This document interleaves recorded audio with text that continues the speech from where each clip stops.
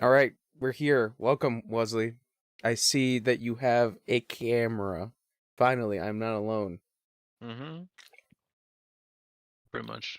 That's good. That's good. Anyways, this is the Howler is Dead podcast. So, everybody, R.I.P. Howler. Usually we have to say R.I.P. to Wesley, but this is a strange one. anyways, anyways, uh,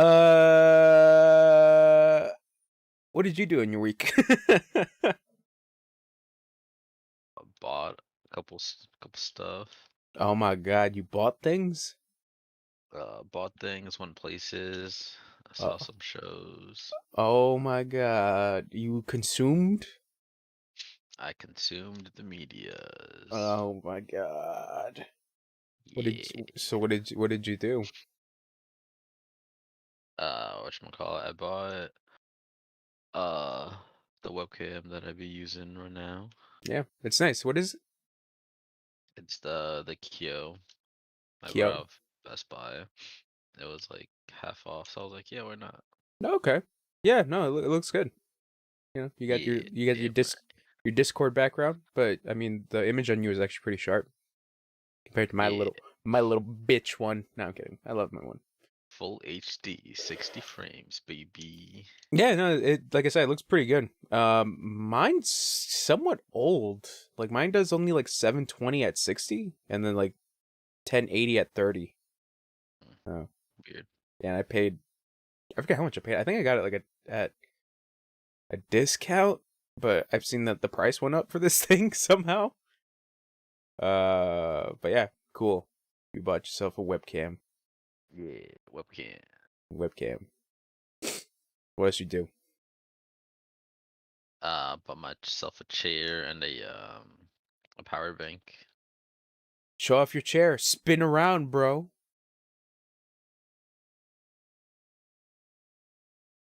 Ooh, that is a nice chair. Was it like a mesh back? Yeah, Ooh, that's nice. That's nice. Where'd you get your chair? Amazon. Hashtag sponsor. Hashtag. Hashtag sponsors. That's nice. That's a nice looking chair. I probably should get myself another chair, but my cats are probably gonna fuck it up. So Yeah, like this is like since it's mesh, I like the little like breathable holes in it. hmm So yeah, they'll probably like easily claw through it. yeah, most likely yeah, because like I'm feeling mine. Like I can feel like all the claw marks on it. Mm, nice. Yeah, and I think I mentioned this is that like when I bought it, I had the intention of using it for like a good ass while. Oh, Hmm. there he goes. He looks so goofy doing that, especially with the Discord background. It looks like Continue. it looks like you're about to tell me I don't feel good, Mr. Stark, and you just faded away. Oh my god. Uh, um, what was it? Yeah, I had the intention of buying my chair to sit in it for like a good ass while, but Hmm.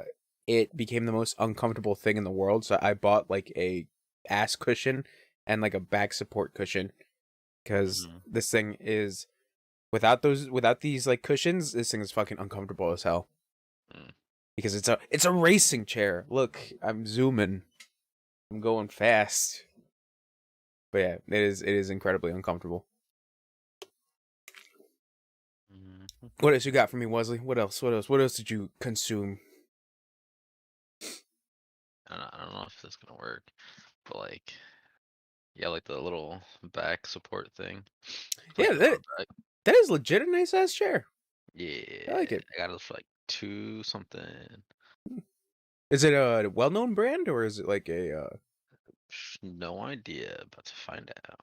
I was just say. I mean, send me a link though, so we can have matching chairs. Mm,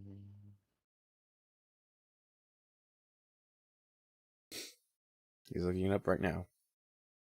could, cool.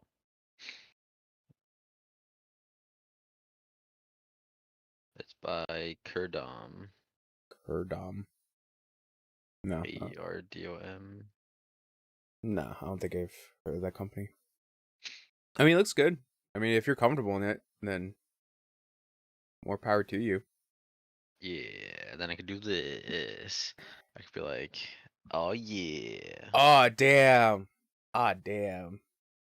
Oh damn! Girl, look, damn. look at him go. Um, yeah. Anything else? Ow. Got my little massive power bank thing. Yeah. Yeah. I don't know if I should get a new one.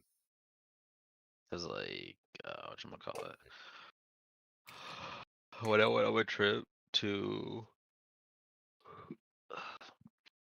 Wyoming, my phone died on the plane. Mm. My sister had a little power bank, and she was like, "Oh yeah, I had this the whole time." Ha ha ha ha. Oh, we were like circling in the air for like a good hour. Cause there was like a thunderstorm in the city the day Mm. we came. Mm. So they were like, "Yeah, you gotta keep circling, cause we can't let you land right now." Damn. That Yeah. sucks. Oh yeah. I mean, power banks are always good to have. You can never have too many, but if you have one good one, then Oh no, it's yeah, good. this one's two. Well, supposed to charge an iPhone 4 times before it's finished. Hmm. Yeah, because I have older ones, but I have one that is like more of like a small little battery kind of looking thing. Like Hmm. it's I don't want to go grab it. It's like a little far away, but it's like meant to. It has like a little like just like one outlet port, like wall plug on Yeah. it, and like a bunch of other like USB ports with the intention because like usually well, I'm trying to think. I don't remember if we had like another blackout at a point last year, but I bought Hmm. it with the intention and just in case if there is another blackout that I have that there. That's yeah, okay. Yeah. Yeah. So it's more for like phones and shit like that. But yeah. Yeah, same has like a three little charging slots. Okay. Oh, so it has like Ye- regular and 3.0. Yeah, like one regular, then two 3.0s, and then you have the Forest. Technically, is another charger if you want to use it that way, Mm. but it's like you're supposed to use it to charge the bank itself. Okay. But then you can reverse it to charge Yeah. other stuff with it. Okay. That's cool. Anything else? I went to a fondue place yesterday for the first time. Fondue. Yeah, fondue. What did you fondid?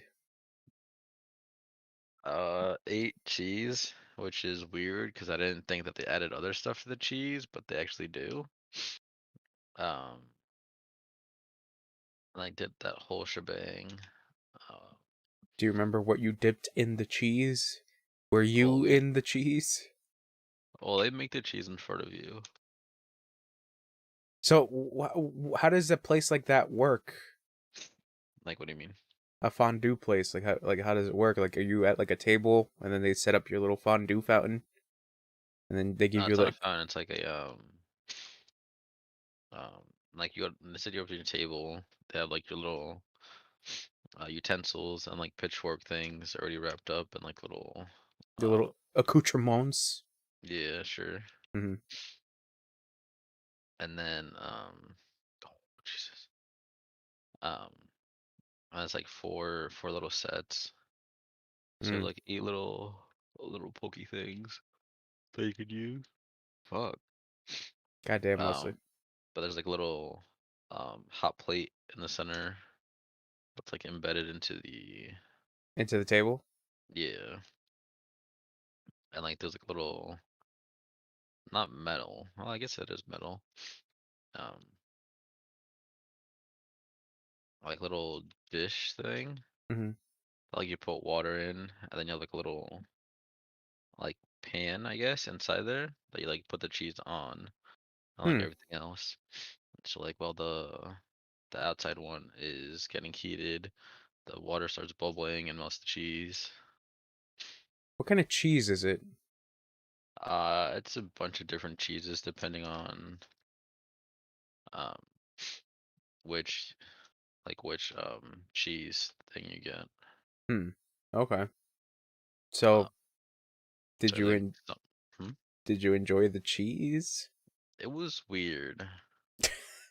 How is It it was weird? good, but like in a weird way, cause like um when she was making it, it's like, since like I thought it was just cheese, I thought there was just like a bunch of cheese and everything in it.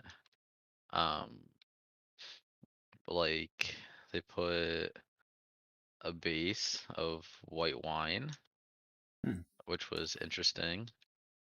Mm-hmm. They put two types of pesto. I think one Mm. was tomato. And you were like, oh, disgusting No, tomato. and then there was another one. I forgot what other pesto it was. They did put diced garlic in it too, which Okay. wasn't bad. But like when you're just eating the cheese by itself and you're like, ooh, crunchy bit, you're like, oh, right, garlic. That's the garlic. Yeah, That's the garlic hitting. yeah. All right. And that's just like for I guess like I guess a cheese would be the appetizer in a sense. Um, because you also got the like salad, and then you go to your entrees. Um, which we got like it was like set for two, so you got like I think like five or six different types of um meat or things you could dunk in. So it was Mm, like teriyaki steak, you had shrimp, you had salmon, mm, you had chicken, and then you had like regular steak cubes mm. with potato chunks, vegetables, and like two little um not like dumplings, but like, what the hell do you call them? Pot stickers. Yeah, yeah, yeah, there you go, that thing. Okay. That You're you can put welcome. into, as well as like a variety of like dipping sauces that you could choose from. Um, it wasn't bad though. It was pretty fun. No, But yeah. like the only thing is that like when you go, you're gonna be there for more than 3 hours, cause like how long it usually takes. Damn. Yeah, So is it like an experience kind of thing? yeah, it Okay. was fun. Like Okay. it was pricey though, but it was fun. Hmm. But Uh, is about to it, say, was there like any like dessert, like chocolate fondue? yeah. So like Okay. after you finish like your main entree and everything, um, they bring out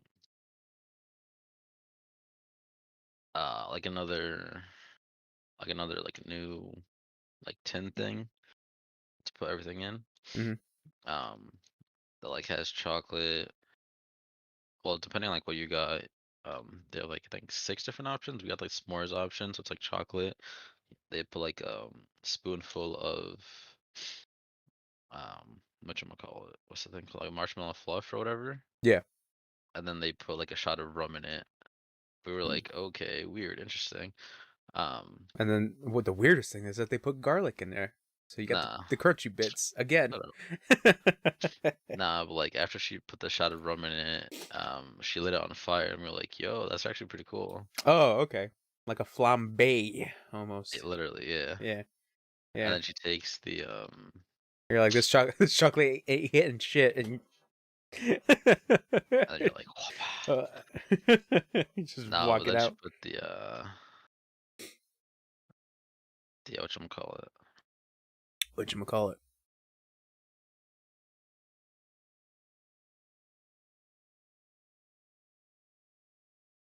Hold on, sorry.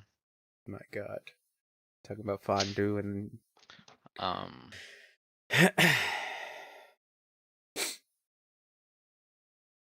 and she like sprinkled the graham crackers on top, and it put out ah, the fire, which is weird. Okay. And then they gave us options of Rice Krispie treats. I think it was marshmallow in Oreo chunks. Well, not chunks, but like the like Bits. powdered Oreo cookies. Yeah. Which I thought was like just like a solid piece of uh like chocolate, like a chocolate brownie or something. Mhm. But no, I was like, oh, okay, interesting. Mhm. Then they gave us bananas, Of course. um, cut up strawberries, Mhm. Mhm. um, pound cake, Damn. as well as brownie cubes, and what was it? It was like a chocolate chip um thing.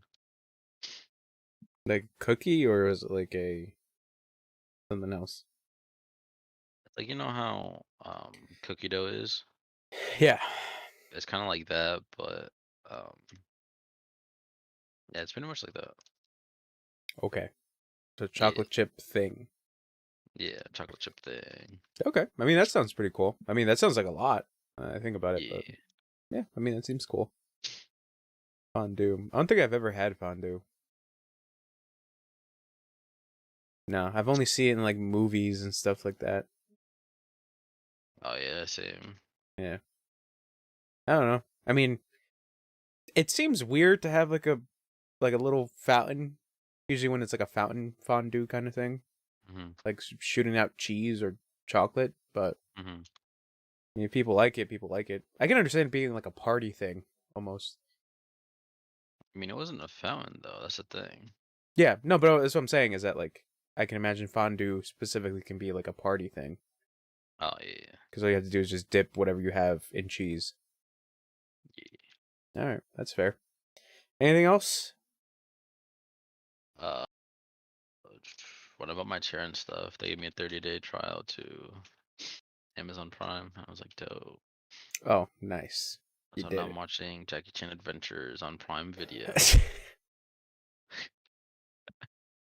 I Uh, mean, yeah, yeah. 30 days is pretty good. Because I forget how much I'm paying for Prime. are you doing monthly or are you doing yearly? I believe I'm doing yearly. Oh, okay. Yeah, I think I'm doing yearly. Because I got Prime when I was in community college to Mhm. get like books and stuff. But Mhm.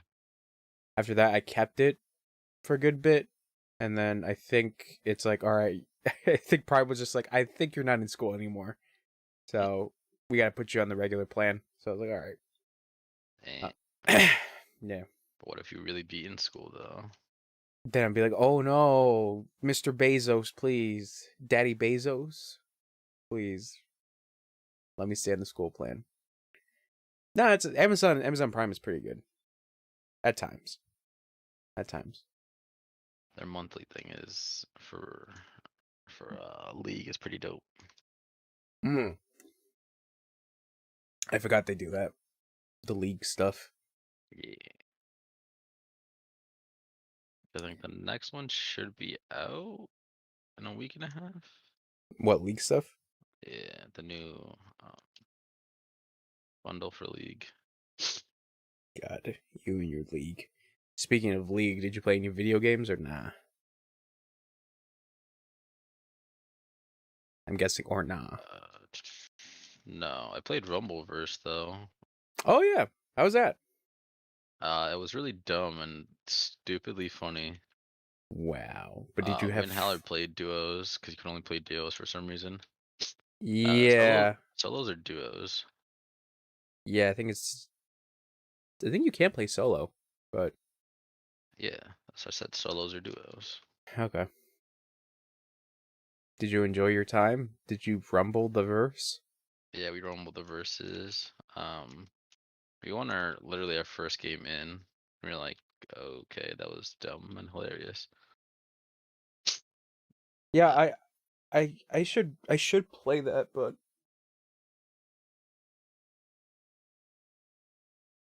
sorry, I heard something. it's the I heard spooky ghosties. maybe. I heard cat sounds. I see my cat still Oh, there. Yeah, I should give that game a shot. I just been seeing like gameplay from like Maximilian, just enjoying the fuck out of that game. yeah, it's definitely something you should play with someone else, because after our second match that we lost, like straight out, I played solo. Um, You're like, I'm not enjoying this. yeah, because some dude or some person that was like, yeah, cool, I'll spend money in this game. Mm, Um, like just blocked every single one of my attacks somehow. You didn't do a grapple. You didn't do like an Izuna drop. No, I did some drops, but like it did like no damage for some reason. But like when they did it to me, it's just like, oh, cool, you lost more than half your health. Good job. Damn, Wesley. Gotta learn the meta of the game. Like Yeah, League, uh, Rumbleverse has meta. it'd be so much easier for me for me to learn the league metas than anything else. Oh, 1 second. I don't know why. I don't know where my other cat is. He's probably in this room somewhere. Meow Cause meow, gatito meow. don't do that. They don't like that. But anything else? Um, I'm currently playing the fan-made Pokemon game. Does it called like anything specifically? Uh, I don't know if it's like called Pokemon, because it's like obviously it's like copyright by Pokemon themselves. Yeah. Um, but the name that Oh. on the top of the bar, it says Xenoverse, which is weird. Weird. I found my other cat. She's clawing my chair. Or was. But yeah, I mean it's free to play. You should check it out if you want to. Was it on PC? Yeah, Alright. it's like a beyond easy install. Okay. I'll probably give it a shot. Hi, what are you doing? Yeah, let me send you the link. Okay. Oh, why am I in Hello. caps? Why? I don't know why my cats are here. Like, my parents are, like, downstairs, and they're usually the ones with the cats, but, like, for some reason, they came to my room instead. To bother You're like me. meow meow meow meow meow meow meow. Yeah. One's on the bed, the other one's, like, right here, wandering around, probably, I don't know, biting stuff. Rubbing her butt on something. Gross. That's how cats be sometimes, man. Anything else? Same. Not really. Not that I know of. Goddamn. So that's been your week. No, pretty much. All right. Well, seems pretty. Um, Oh, apparently a lot of people at work are leaving. oh, at your Or job? planning to leave, yeah. Like management and everything are planning to leave No shit. within like the next couple months. Oh shit. D- Yeah. does that mean you become manager? No, You gain their abilities once they leave? not even close. Goddamn. Bitch. We're supposed to be getting a temporary assistant manager, I think tomorrow. Mm. I don't know if it Okay. actually starts tomorrow or not, but yeah. Okay. Well, enjoy work, I guess. Yeah, it's gonna be an experience. Yeah. Yeah, it is. Um. So I guess that's Wesley's week. Yeah. Yeah. I was gonna say, like, Haller would usually go right now and be like, I had something super important, but anyways, what did I do? um Trying to think, what did I do? I really didn't do anything this week, now that I think about it. Uh I worked. I had an out of state trip. I went to Vermont. Um Nice. yeah, it wasn't that bad. We went to. Okay, so I think I can say this is that like the clientele that we work for are like usually like pretty rich people. Mhm. Um and on Tuesday we got like all the stuff that they wanted out of their house. The only thing that was annoying was their housekeeper wanted to like throw more stuff into the truck. Mm-hmm. But you know, luckily we had enough room in the truck, so we threw as much as we could. Yeah. So the next day on Wednesday, I went early in the morning. There was a couple other guys that were going to Vermont with me. We basically all had like stuff for overnight, and the plan was to get to the house on Wednesday, deliver all the stuff, finish, and then Thursday morning we leave. So Mm. we got all the stuff done. The Wait, lady, leave to Vermont or leave like what? what? I know you're saying Thursday you're getting ready to leave. Yeah, to go back home. Oh, okay.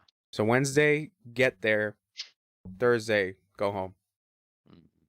So we get there at like 12 o'clock, I want to say, and yeah, we finished around like 4. Um, but like I was saying, is that like a lot of the clientele that we work for are like pretty rich. Mm-hmm. So this lady is like, it seems like a really crazy up. It seems like she didn't even change houses. It's just like she changed states and that's it. Mm-hmm. It's like 28 acres of land. Um, the house is like fucking wide as fuck. On top of that, like her old home had like 4 floors. So there was the basement, the ground floor, the second floor, and the third floor, Mm-hmm. which was like the attic area. But yeah, we got there, we delivered all her stuff. She wanted her stuff in the basement. There was even a point where she was like, "Oh yeah, the basement you can go through the back of the house, like go through down like a little steep hill, and you're right there." And she's like, "Let me go get the cart," and it's like this John Deere cart that she was like, "Oh yeah, you can put the stuff in here and go to the basement directly like this." And we're like, Jesus Christ, like these people have it fucking made. But as we're looking at like the amount of like space she has, Mm-hmm. it is fucking crazy. Like I said, 28 acres. There's like a pond for them, just to chill at the pond. They have 2 dogs. They're both chocolate labs. Cool. Oh no, not chocolate. They're black labs. Excuse me. Uh, and they were incredibly friendly. Those dogs. Those dogs were very, very friendly. Um, but the thing that was not worth it was at the end of the day we got tipped $60. All 5 guys. Like like each or like Yeah, total? yeah, each. That's stupid. Yeah, and we made like a fucking 4-hour trip to fucking Vermont for $60. But I mean, we were getting paid by the hour, so Mm-hmm. we can't really complain. But like I'm saying is that like what made it sting a little bit more for the tip was how much. So we all had like a bet of like how much the house cost. Mm-hmm. Uh, so all 5 of us made the bet. Your boy won over here, so I got $20 in total, $5 from each guy. Uh, um, and the amount of that, like the house listing price is like $2 million Nice. in Vermont, and then their previous house was $3 million. Mm-hmm. So, like I'm saying, is that it kind of brings back to the whole thing of like the tip kind of stung a little bit because it's like $60. Like you could have given us like $100. Like you could have, because she wanted like all this stuff in like specific spots. Some stuff we had to like reassemble. I reassembled a bed Mm-hmm. that she wanted in like the basement that I'm pretty sure nobody's gonna touch, but she just wanted it rebuilt. Like, I mean, it's her stuff, so I get it.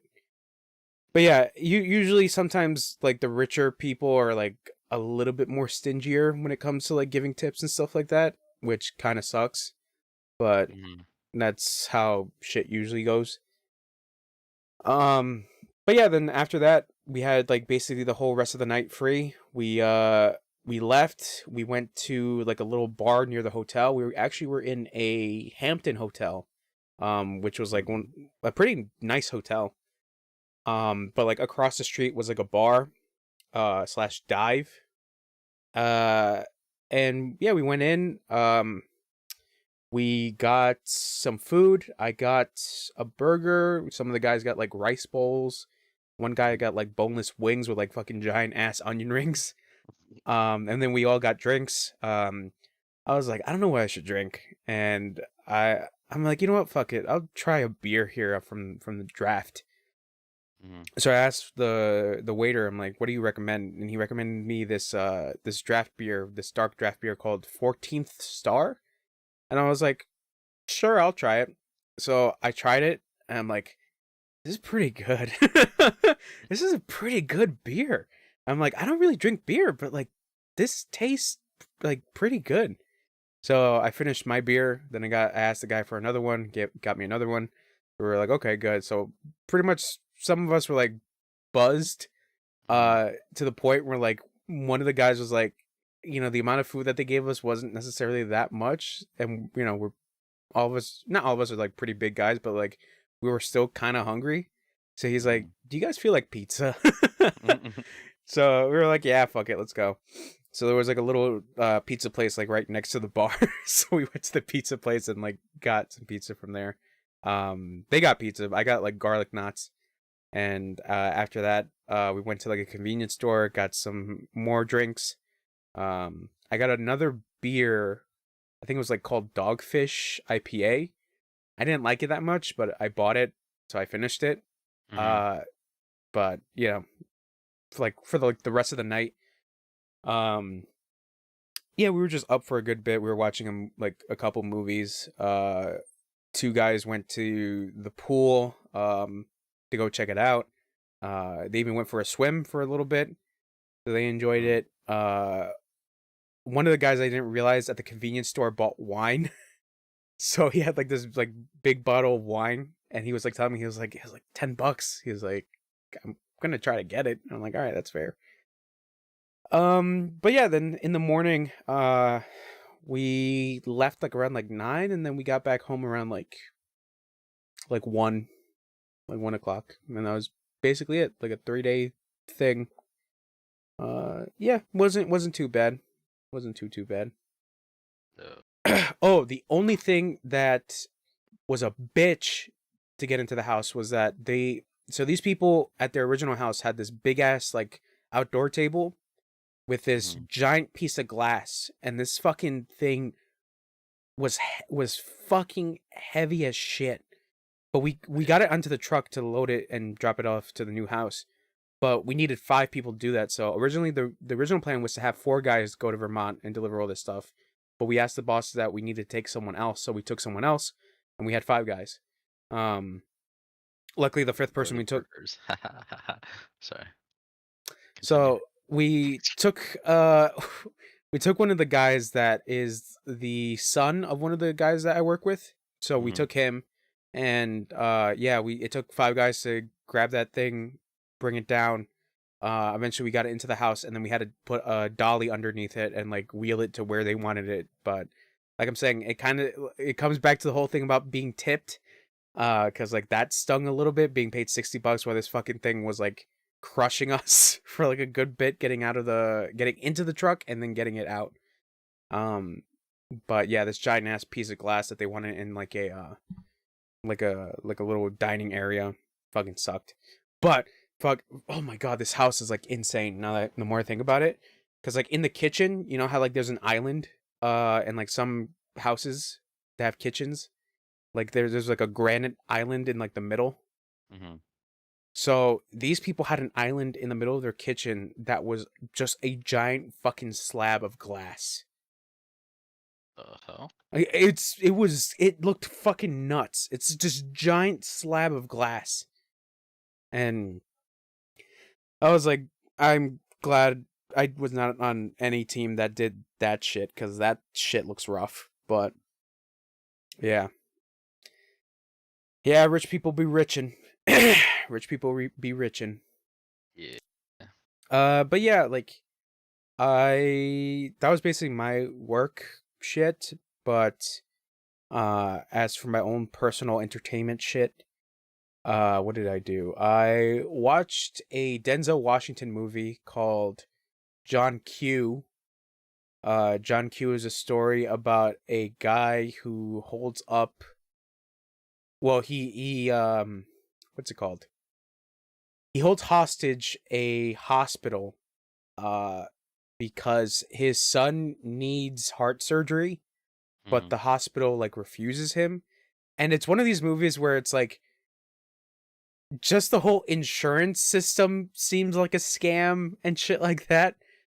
Um, which I was like, God damn, like that makes me like more cautious about like certain like insurances that you can have. Mm-hmm. Because like the whole premise was that like Denzel Washington's character is the father and like he works like part-time as like a welder. Mm-hmm. And he has insurance, but basically the hospital explains to him that nah, like you don't have insurance. You have a specific plan that doesn't allow you to that has like a minimum on like how much you're allowed to spend.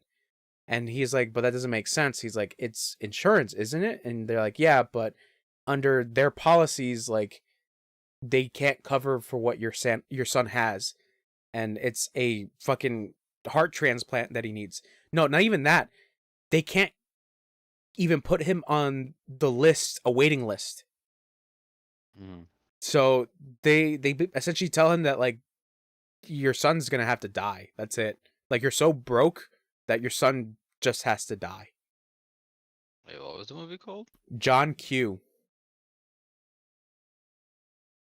Like Jon. Mm-hmm. And Q like Quincy.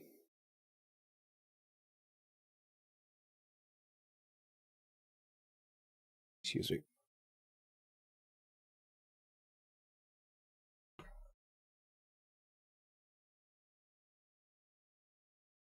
Hmm. Yeah, it's Interesting. it's pretty good. It's on Netflix. It was pretty good. I think I just like Denzel Washington. Uh, but I mean, yeah, his movies are good. Yeah. yeah. Usually. I mean, it's hard not to dislike him. I think that's it. Mm-hmm. Um, but yeah, I think that's the only movie I saw. Before we started, I was in the middle of watching a movie called The Assassination of Jesse James by the Coward Robert Ford. Mm-hmm. It is the story about Jesse James, the outlaw, being assassinated by a guy named Robert Ford. So Brad Pitt plays Jesse James and Casey Affleck plays Robert Ford. And that movie, like throughout the like I want to say like I'm like an hour and 30 into the movie. The movie's like 2 hours and 30 something. Mm-hmm. But like within the amount of what I saw of the movie, they just shit on Robert Ford so much that I'm like, yeah, you could see how this guy fucking assassinated like Jesse James. Because the whole premise of the movie is that Robert Ford is a guy that like idolizes Jesse James Mm-hmm. to like a really creepy extent that he tries to like connect with him. Mm-hmm. But Jesse James is like, dude, you're not me. Like, get that fact across your head. Like, I don't think you understand that you're trying to be someone that you're not. And it's essentially, yeah, he just doesn't take it too lightly. But how the movie goes, I don't know if like this happened in like actual events leading up to Jesse James's assassination.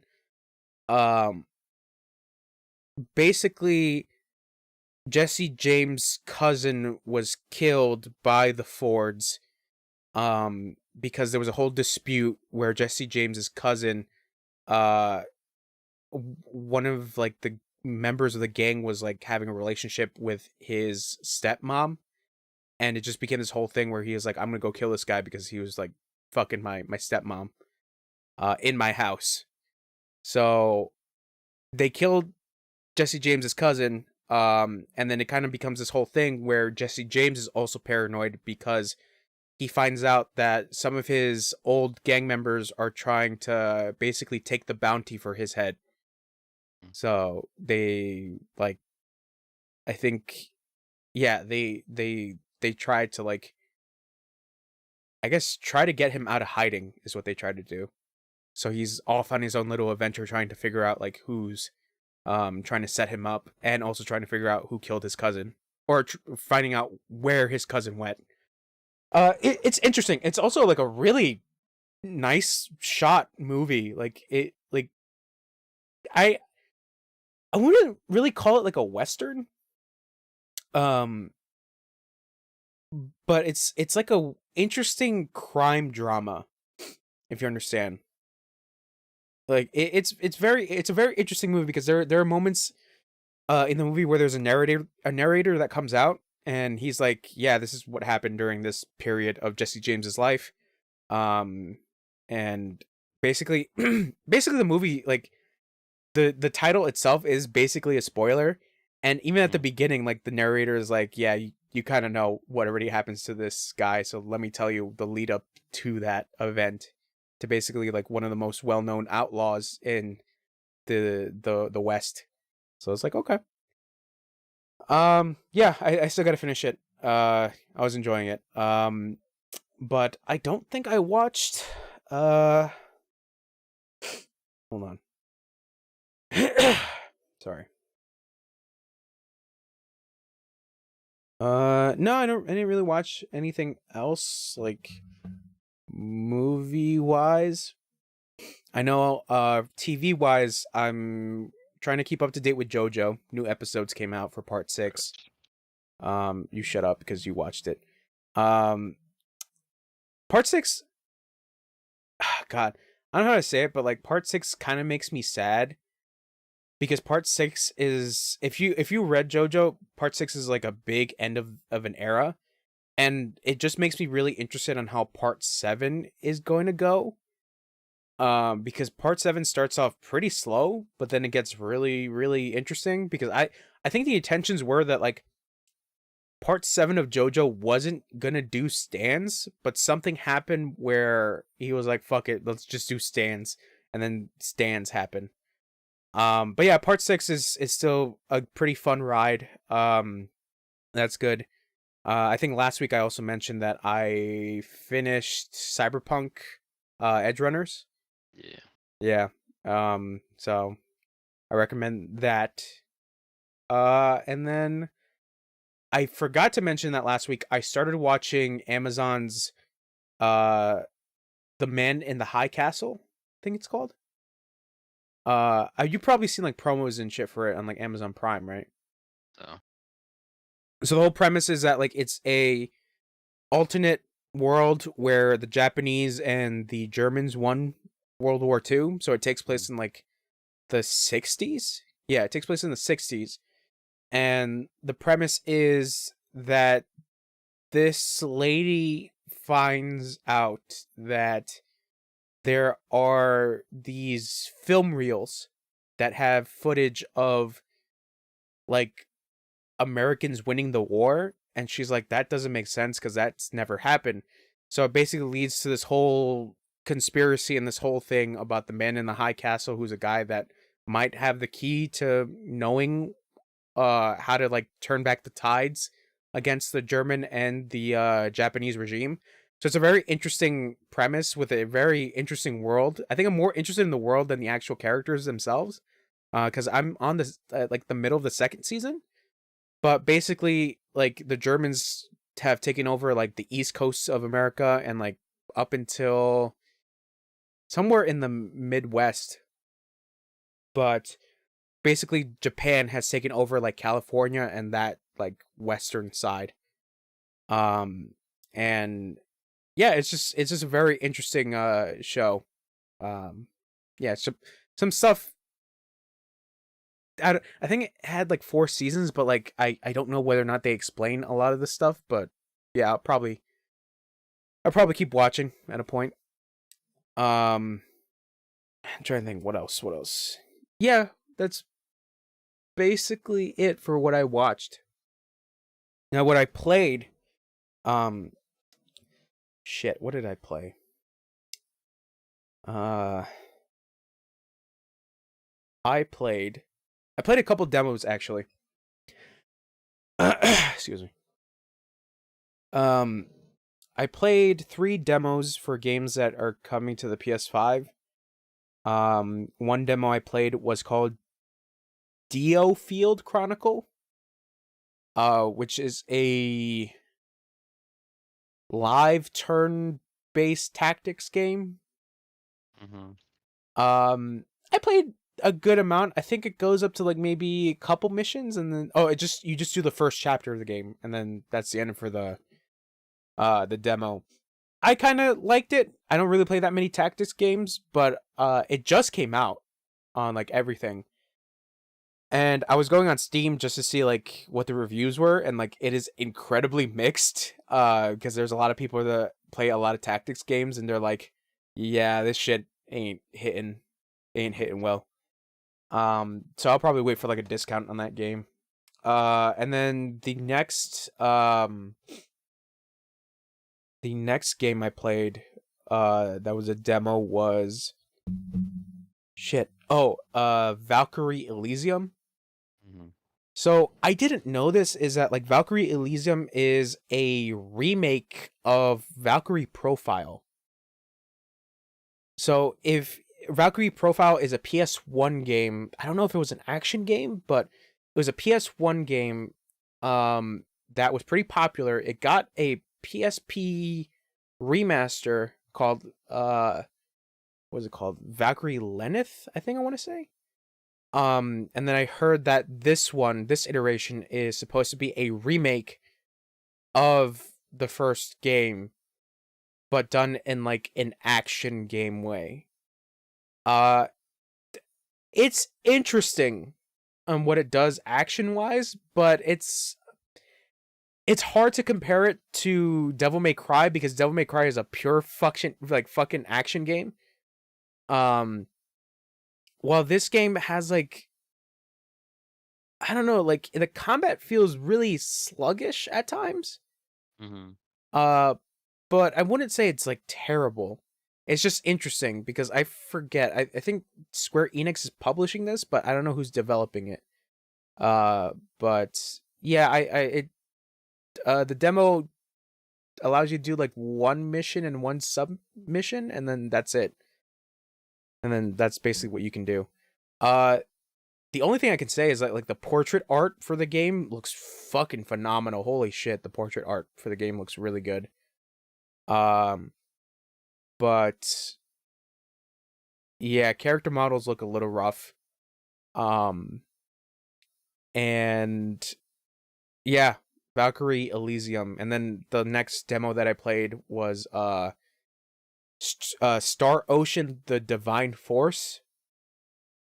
So I've never played a Star Ocean game. That's a series that's existed for years and years. But this new one I think is like the anniversary like release of this specific Star Ocean game. And like talking about like weird looking character models, everybody in that game looks like hold on one second. So yeah, Star Ocean is a long-running JRPG series that has like action elements in it. Mm-hmm. It reminds me of the Tales of series. So you know how you have like Tales of Arise, Tales of Berseria, Yeah. Tales of those. It kind of reminds me of that. Trying to think. Like the one cool thing about that demo is that like you have the ability to like roam around the world with like using like a jetpack kind of look like thing. Which is neat. The combat is kind of okay. But like I was mentioning before, was that like character models look fucking weird because it tries to go for like that realistic aspect, but everybody is a fucking anime character, so like you have like kind of like realistic looking armor while you have a anime girl with fucking big ass eyes, and it just looks weird. Uh but I kind of dig the story. The story is basically you're this dude who was on a spaceship delivering cargo. He gets stopped by the intergalactic police. They basically start shooting his ship down with no warning, and he ends up in a planet that's like underdeveloped. So basically, once he's found by like the princess and her guard, because this princess is like roaming around this like area, they basically ask him where he came from, and he has to explain to them that like, oh, I'm basically from another planet essentially, and they're like, another planet? That doesn't make sense. How does that work? So it's one of those like interesting things of like trying to explain that like there's more to life than just here. There's like other worlds that you can explore, but because you're so underdeveloped technologically, because the world itself that you're in, it tries to do like it looks like a fantasy world, like a medieval fantasy kind of looking area, while your dude looks like a space pirate looking guy. Mhm. So there's like an interesting clash of those two things. I'm not sure if the other Star Ocean games are like that. Like I know they all have to do with like space, Mhm. but yeah, I kind of like that premise. Like I'm saying, Space but travel. weapon, Space travel. yeah, space stuff. But yeah, other than that, that's basically what I played. Played like a good amount of demos. Um, yeah, I didn't really play anything else. I'm trying to play stuff that I bought that I put on hold. So I'm trying to return back to Gravity Rush. I'm trying to return back to Diablo 2. Returning back to Returnal. I'm trying to Returnal back to Returnal. Uh Good. oh god, I was playing a little bit of Returnal last night and I was like, god damn it, this game still fucking kicks my ass. But it's good. I still kind of enjoy it. I'm gonna try to get past where I left off. I'm in the third area, the Citadel with the Alright. robots. I'm Come not on, trying to figure out what the boss is at the end. Nemesis, I think his name is.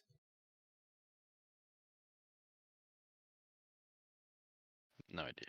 You remember where you enter like a hallway? There's this like alien that's like dead, but like you enter like its dream world, kind of, and you're fighting this like Mm, giant thing. mm, Yeah, mm, mm, mm, mm. that's the thing that I'm stuck on. Um, excuse me. um, trying to think what else. Oh, uh, so I'm trying to come back to streaming. So there's that. Mm. I found my new stream game. I'm fucking in love with this game to a point where I just want to keep playing it. Uh, it is called the Somnium Files, and it is a visual novel game with some Okay. puzzle elements. Essentially, you're a detective that's trying to figure out this serial killing case that's happening around you. Uh the reason why I'm so in love with it is because there was a game I played that was another visual novel called Virtue's Last Reward. If you know the series 999 or the Zero Dilemma series, Mm. it's one of these series that like goes bonkers where it tries to do uh like different branching storylines where you can choose like one specific route, and then basically the game tells you, okay, you've seen how this route plays out, try a different way to get a different route, and then eventually everything starts to make sense.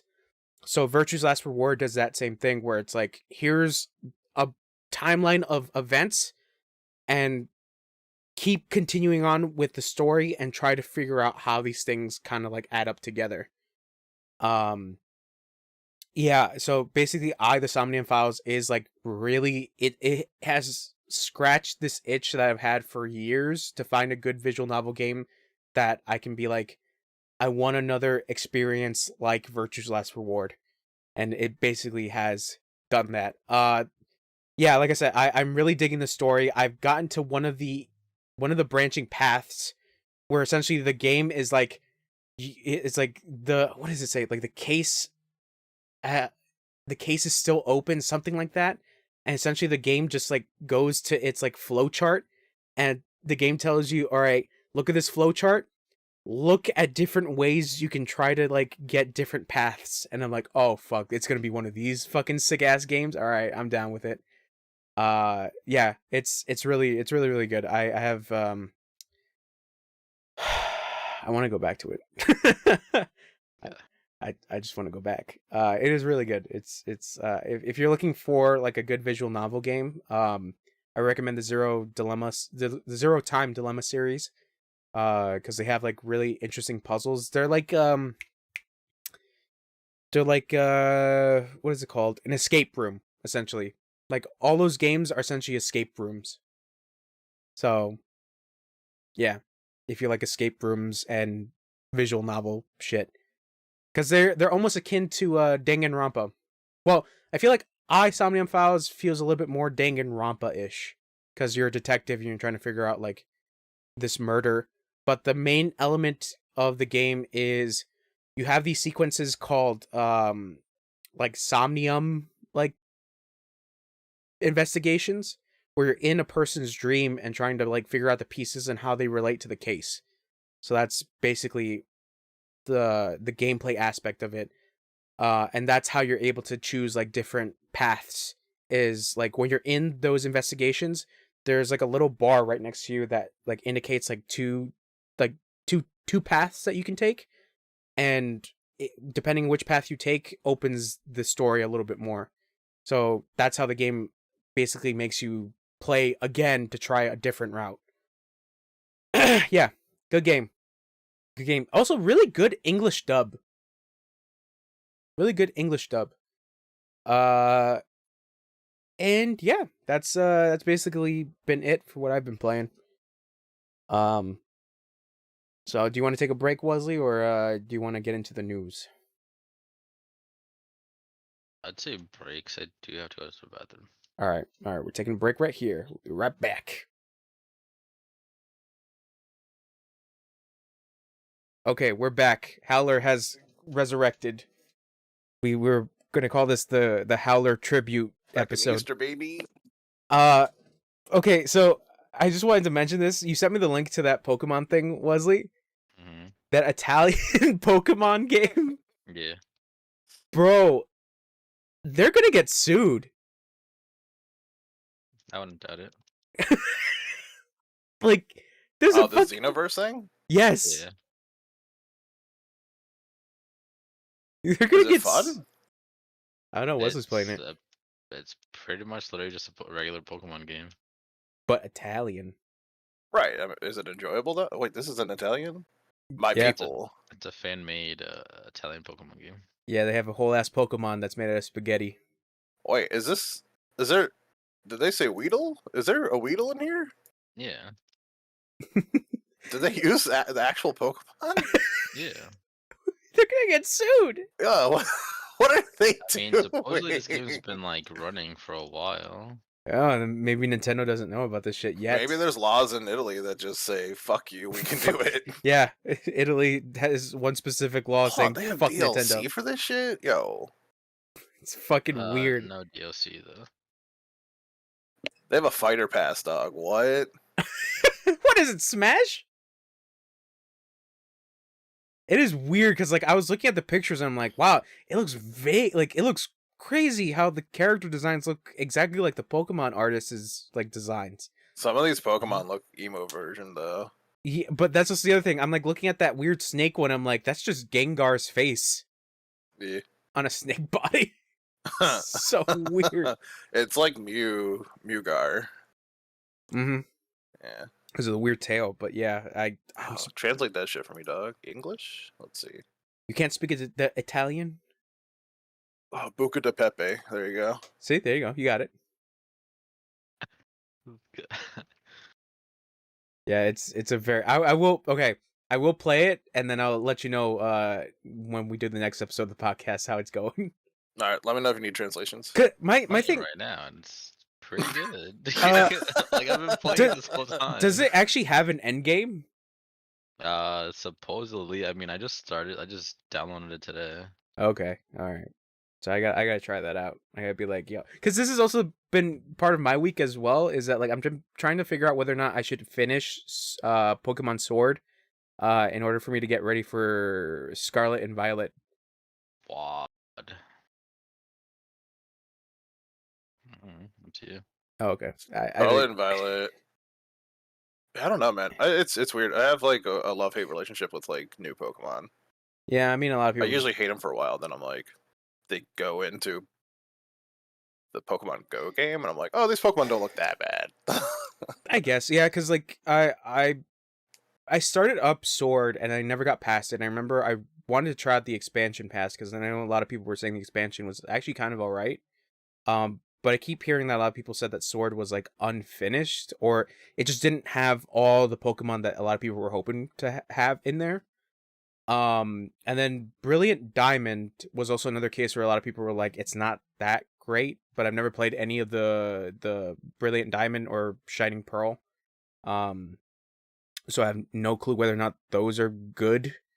Shining Pearl Diamonds, got it. Shining Pearl Diamonds. And then yeah, I mean I like the designs of the starter Pokemon in Scarlet and Violet, but those legendary Pokemons look like they look not good. Maybe the red one, the red dragon one looks alright, but the other one just looks like cock and balls. You know the one. Cock and balls. Cock and balls, the violet Cock one. and ball torture. The one Yeah. with the massive tire in its back. Uh That's the other one. that's the No, red one. No, the purple one is like jet engine, like Yeah. yeah, that shit. Like boosters and that kind of shit. It looks weird. It looks goofy. But that's Pokemon in general. All right, I'll play your Italian Pokemon game, Wesley. You don't have to twist my arm. Dude, it's pretty fun. Like the starters are fan made, so they're not like the basic starters. They're not like fire, water, and I mean, grass. they have like they still have that like general concept, but they're dual type now, so it's not just water, fire, grass. They're dual type? Yeah, so it's like instead of just being water, fire, grass, it's like water, something else, fire, something else, grass, something else. Like fire ground. Like Yeah. grass poison? Yeah. Like fire fairy? No. Wow, you figured it out. You've mastered the duality. Yeah. I can finally play the Italian Pokemon. The Scusi Pokemans. The Scoozy Pokemon. Oh, stupid. Oh my god. But anyways, What do you mean you got no red sauce here at the Poke Center? What do you mean? Hey, yo. I gotta dip my Pikachu in that marinara. Come on. Oh my god. Jeez. Anyways, getting away from that. Haler, what have you been up to? Hey. Destiny, bro. Pretty much. Oh Yeah. I've god. been grinding Destiny again, which is cool. It gives the game a lot of hate, and it sometimes deserves it. I think it's actually, I don't know. Every time I go back to it, I'm just like, it really isn't as bad as I think it is. What else? I've been watching Seinfeld. I told you that earlier. Mhm. Seinfeld's a great show. Kramer, what a wonderful man. Apparently. Yep. No. He looks like he looks like somebody that's never said the N-word at a comedy club. Yeah, definitely not. Mhm. I did look up like Jerry Seinfeld's list of things he's been in, Mhm. and it's short, and it's pretty much Seinfeld. And the B movie. Almost anything that Jerry Seinfeld has been in, they use him to be named either Seinfeld or Jerry Seinfeld. Never Gerald Seinfeld. They never call him really anything else. There's like one or two movies where he's like John. John Seinfeld? No, just John. Oh, what? Like he usually when he's in something he's himself. Oh, So it's very weird. Is it like the Jackie Chan effect almost? Yeah. Okay, where like almost every Jackie Chan movie, his name is just Jackie. Yep. Or Detective Jackie or Detective JC. Yeah. Yeah. Okay. Yeah. They literally are just like, it's Jerry Seinfeld, guys. Yeah. All right. Gotcha. And then that made me want to go and find out what happened to Kramer, see if he's in anything still. Ooh. Michael Reeves is last thing he was in, I think, was 2019. he's had like a small resurgence into like doing things again, and I think the reason usually like people that have like been shunned out of comedy or whatever the hell they're doing, Mhm. because they've done something racist or anything else, tends to be like it's cheap to get that person. So people are just like, well, he's known and he's cheap, you Mhm. know. Okay. So I could only assume. It's either that or people are like, well, it was so long ago, right? So, Yeah. It's like Louis C.K. Even though like the Louis C.K. like whole thing was really I think that dumb. was way more tame. Yeah, it's really dumb. But in the Kramer aspect, like that shit was kind of gonzo. Yeah, he honestly, man, I think that guy probably snapped because he felt like he was a joke. So I forget. I think the whole reason why he snapped was because somebody was heckling him, Uh, and I forget what the guy said because there's a whole article about it. But he said something that did make him snap, and that's why he went on that whole tirade of calling him the N word. of course. Yeah. So I yeah, don't know that well enough. I just saw the video and but didn't care enough about it. it's hilarious because Dave Chappelle talks about that.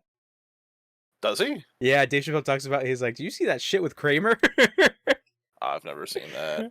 uh, Um, uh, what's it called? So, uh, the main thing I wanted to say about that was I found out there was a show called The Michael Reeves Show. Holy shit. So after Seinfeld, apparently, man, I don't know Elaine's name, but Louis, Alexander something, the little Costanza. bald Yeah, guy. yeah, Costanza. Alex, I don't know his last. Oh, Alexander Jason. Right. Jason Alexander. That's Is his it name. that way? Okay, I Jason Alexander. and Julia Louis Dreyfus. Something. Yeah. Yep. It is Julia. I don't know if it's the rest of Or is that. it Julie? Oh, fuck. Dreyfus. Hold on. Seinfeld. I gotta get this right because they might come after us. Oh no, you're gonna be Yeah, terminated. Julia Louis Dreyfus or Louis Um, Dreyfus. they each got like their own show, and I can't remember which order it was for Michael Reeves, but Michael Reeves was like 2000 when he got a show. His it's Richards. Michael Richards. Oh, fucking Reeves, Jesus, Michael Richards, right? Yeah. Reeves. Yeah, and Jason Alexander. That's how it goes. Yeah. So Michael Richards got his show, and I was watching the thing about it, and they literally made him a detective in the show, and every time he would do detective things, he would just reverse back into being Kramer again. So they would just like make him like be really clumsy, fall on something, like stroke out by like shaking everywhere, just Kramer shit. And they were saying how like it was literally like the people that wanted the show to be made were just trying to recreate Kramerness, basically. So it's basically Kramer, but if he was Basically a the cop. Kramer show. But they called it the Michael Richard show. Weird. Yeah, it's really dumb. It got one season. Most of those guys only got one season after it, and then it was coined the Seinfeld effect or something, where or the Seinfeld curse, my bad, where these people just wouldn't have like successful careers in other things. Yeah, I feel like with Julia Louis Dreyfus, it took until Veep to like really like hit her success. Yeah, she had like maybe a couple shows. Yeah. Veep, where she fit. Veep I know is like the biggest one for her. Yeah. Yeah. Weird. Uh, Fucking weird. Yeah, Jason Alexander. I don't know what else he's been in. He's like pops up in shows as Yeah. like a guest star a lot. Okay. Yeah. And then you got Larry David, but he's got Curb, so he's fine. Yeah, I did see an episode recently where they were all on an airplane, and some guy, you can't see the guy, of course, but it's Larry David yelling at somebody, and it's just so funny to hear his voice out of nowhere because you're like, yeah, it's Larry David. It's Larry, yeah. Yeah. He just has that presence. So what else you got? Oh yeah. So I know how you love when I hit you with that League of Legends news, baby. Oh, Little Nas X made the song Forgot about for that. League of For Legends World. this year for the World song, and Okay. I enjoy it. A lot of fucking League of Legends players hate it, and I don't know Ooh. why. Is it because it's super gay? No. How gay? How on a scale of 1 to gay? How gay is it? Well, Little Nas X is gay, so I guess it's 100% because he made it. But Oh, that's gay. But you know what? it, Send me the video. But like, give me your idea on it. Like, why do you think that the League community hates it? so they don't like it because one, it's short. Two, it's not like, what's the word? I want to say edgy, but it's not even edgy. It's honestly, the League of Legends community is fucking cringe as shit, man. Like they're like it's not,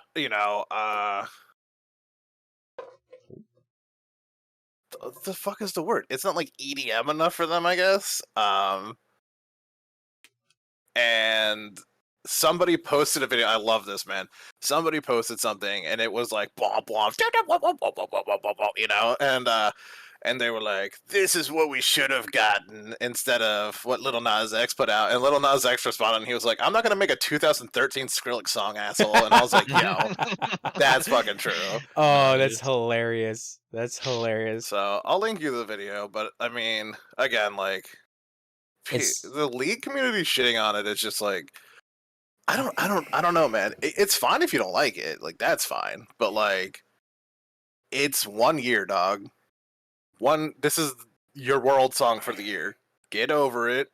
Play your League of Legends matches and move on. I was gonna say because music tastes vary, so it's like it's weird that someone would be like, I want Skrillex to be there, kind of in a way, with all that EDM. But yeah, well, so like a lot of the time, it's League of Legends partners with like, I want to say less known artists that do these things. So like, I think what they were doing with this was they're coming to America for the year, for this world year. They probably wanted an American artist. I think we talked about this before. He's a pretty well known guy. Yeah. So. Oh, we didn't get Wesley's whole thing. Like we tried to come up with like different other American artists that could be in this. Like they couldn't get Drake. They couldn't get Eminem. These are expensive people. I still think Lil Nas X is probably really expensive. Yeah, but Wesley, who do you think they should have gotten? Oh, fucking, I don't care. Whoever they wanted. Okay, well, thanks Wesley for the input. You think Bad Bunny, Wesley? Yeah, but he's like, but no, and that's like, all right, thanks, Bad Bunny. Stop. Disrespect. Yeah, I enjoyed it. I thought it was good. People are dumb. If you don't like it, just don't like it. But everyone and their mother can post on Twitter now and say why they don't like things, even if it's a dumb, horrible fucking reason. Yeah, and, like, it kind of just shows your like stupidity when you're like, I don't like because make me feel sad. This is the thing, is that like social media is just, everybody perceives it to be their own echo chamber, but in reality it's like people still comment on it being like, you're kind of an idiot for having these thoughts. But dude, I don't know how people post something and then get shit on and then they're like, yes, this feels good. No, I don't know how people can post something and think they're right about it. Like it is their definitive idea of like what they think about. Like, I remember one in particular that was, like, this dude that had, like, this dumbass opinion about, like, digital artists. And he's like, y'all digital artists aren't even artists. He's like, prove me wrong. And it's like, what?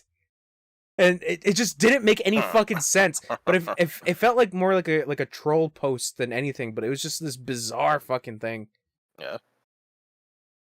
Yeah, Twitter. But I'm glad you like the song. I want to see this this song.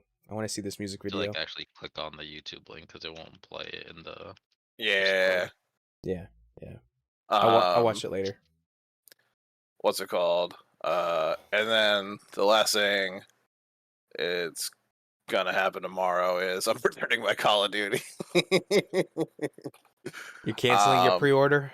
Man, they so I didn't know how many different studios touch this fucking game, but it's like 7 or 8, I think. Treyarch, Infinity Ward, Demonware, which I think Demonware is just for the internet portion or data center portion. Is there also like Raven software on there? I think honestly, man, I can't. It's so many. Yeah. Beanox, I think, is on there. There's a lot of guys. That's a name I haven't heard in a while. Fucking Beanox. Yeah. Oh, something. Toys for Bob? Yeah, Toys for Bob. It's own. Toys for Bob is like I think owned by Activision. Yeah. They did I was gonna say Ratchet and Clank. Crash Bandicoot. I really want to say Toys for Bob is like their UI setup. I don't think that they do any like in game like work. Probably maybe they do, maybe they don't. I don't know. There's a whole like ordeal that's going on with Toys for Bob, as far as I remember. But... So after playing this game, though, it's like I can't remember. I might have told you last time about all this. It's still the same to me. Recoil's terrible. You can't keep on target ever. You can't visually see your target most of the time because there's debris in the way, which is dust from shooting walls, ground, ceiling. A bomb went off, a grenade went off, a flash went off, your fucking boots kicked up dirt somehow by accident. And then I haven't fucking ran into this, but I saw a video last night that completely like cemented the idea of me not playing this game.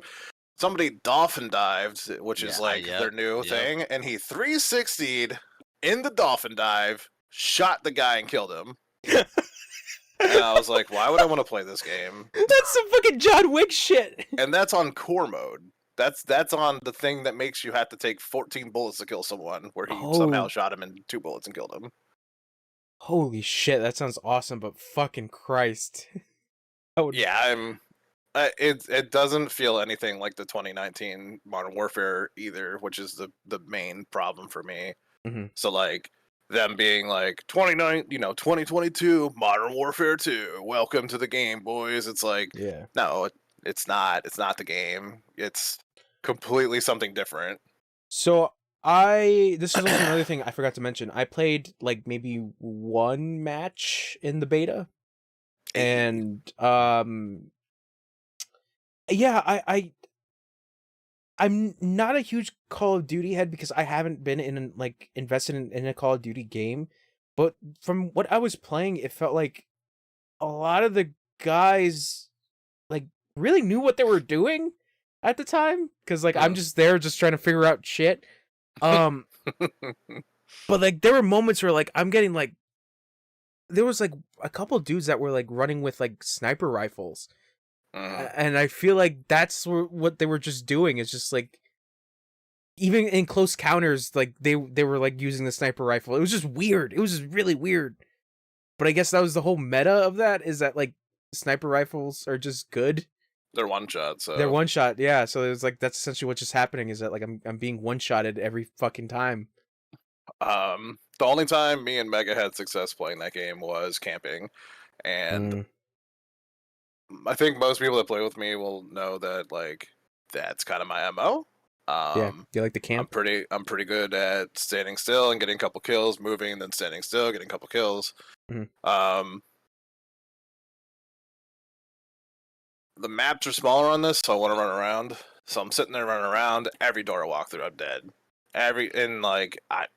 No way do I want to play that. I don't want to play a game where I walk it through. I get some dude sitting in a corner, and this is on beta, dog. Like, yeah, you're camping in the beta, bro. So me and Mega took our last part of week 1 last week of the beta to sit in this house on one of the maps and camp, which is a great idea because it's you know, one dude in the back, one dude in the front, and we just constantly say who's coming, what's going on, right? Mhm. I maybe at most got 5 kills. He was dumping out like 15 kills a fucking time before he died on the place, and he's putting down turrets and stuff, and we made out like fucking bandits in there. It's you know, that could be fun, but like again, like there's no room for like running around, you know. So I don't really want to play camp Okay. game, you know. Gotcha. Vanguard, honestly, you can run around. Cold War was able to run around. Yeah, so this is the question I have. So I didn't play Vanguard, but what I've been hearing is that Vanguard is more arcadey. Is that Yep. true? Yeah. Damn it. Now I want to play Vanguard. Yeah. Honestly, I don't see. I mean, maybe it's gonna sell well, Modern Warfare, but I mean, I'm gonna, like I said. By the way, I don't know, like if this will ever get to anybody, but if anyone ever needs to know about canceling pre-orders, you can cancel up until the day it comes out or before you download the game. on PlayStation Store? Yes. Okay. You can't cancel on PlayStation Store. You have to go onto their website and chat with like a chat bot or call them and talk to somebody. Okay. That's fair. I I didn't know that. I thought it was like final because I thought I saw something in their terms of service that's like, no, this is final. No, pre-orders can be canceled. Anything you buy straight up is just bought. Okay.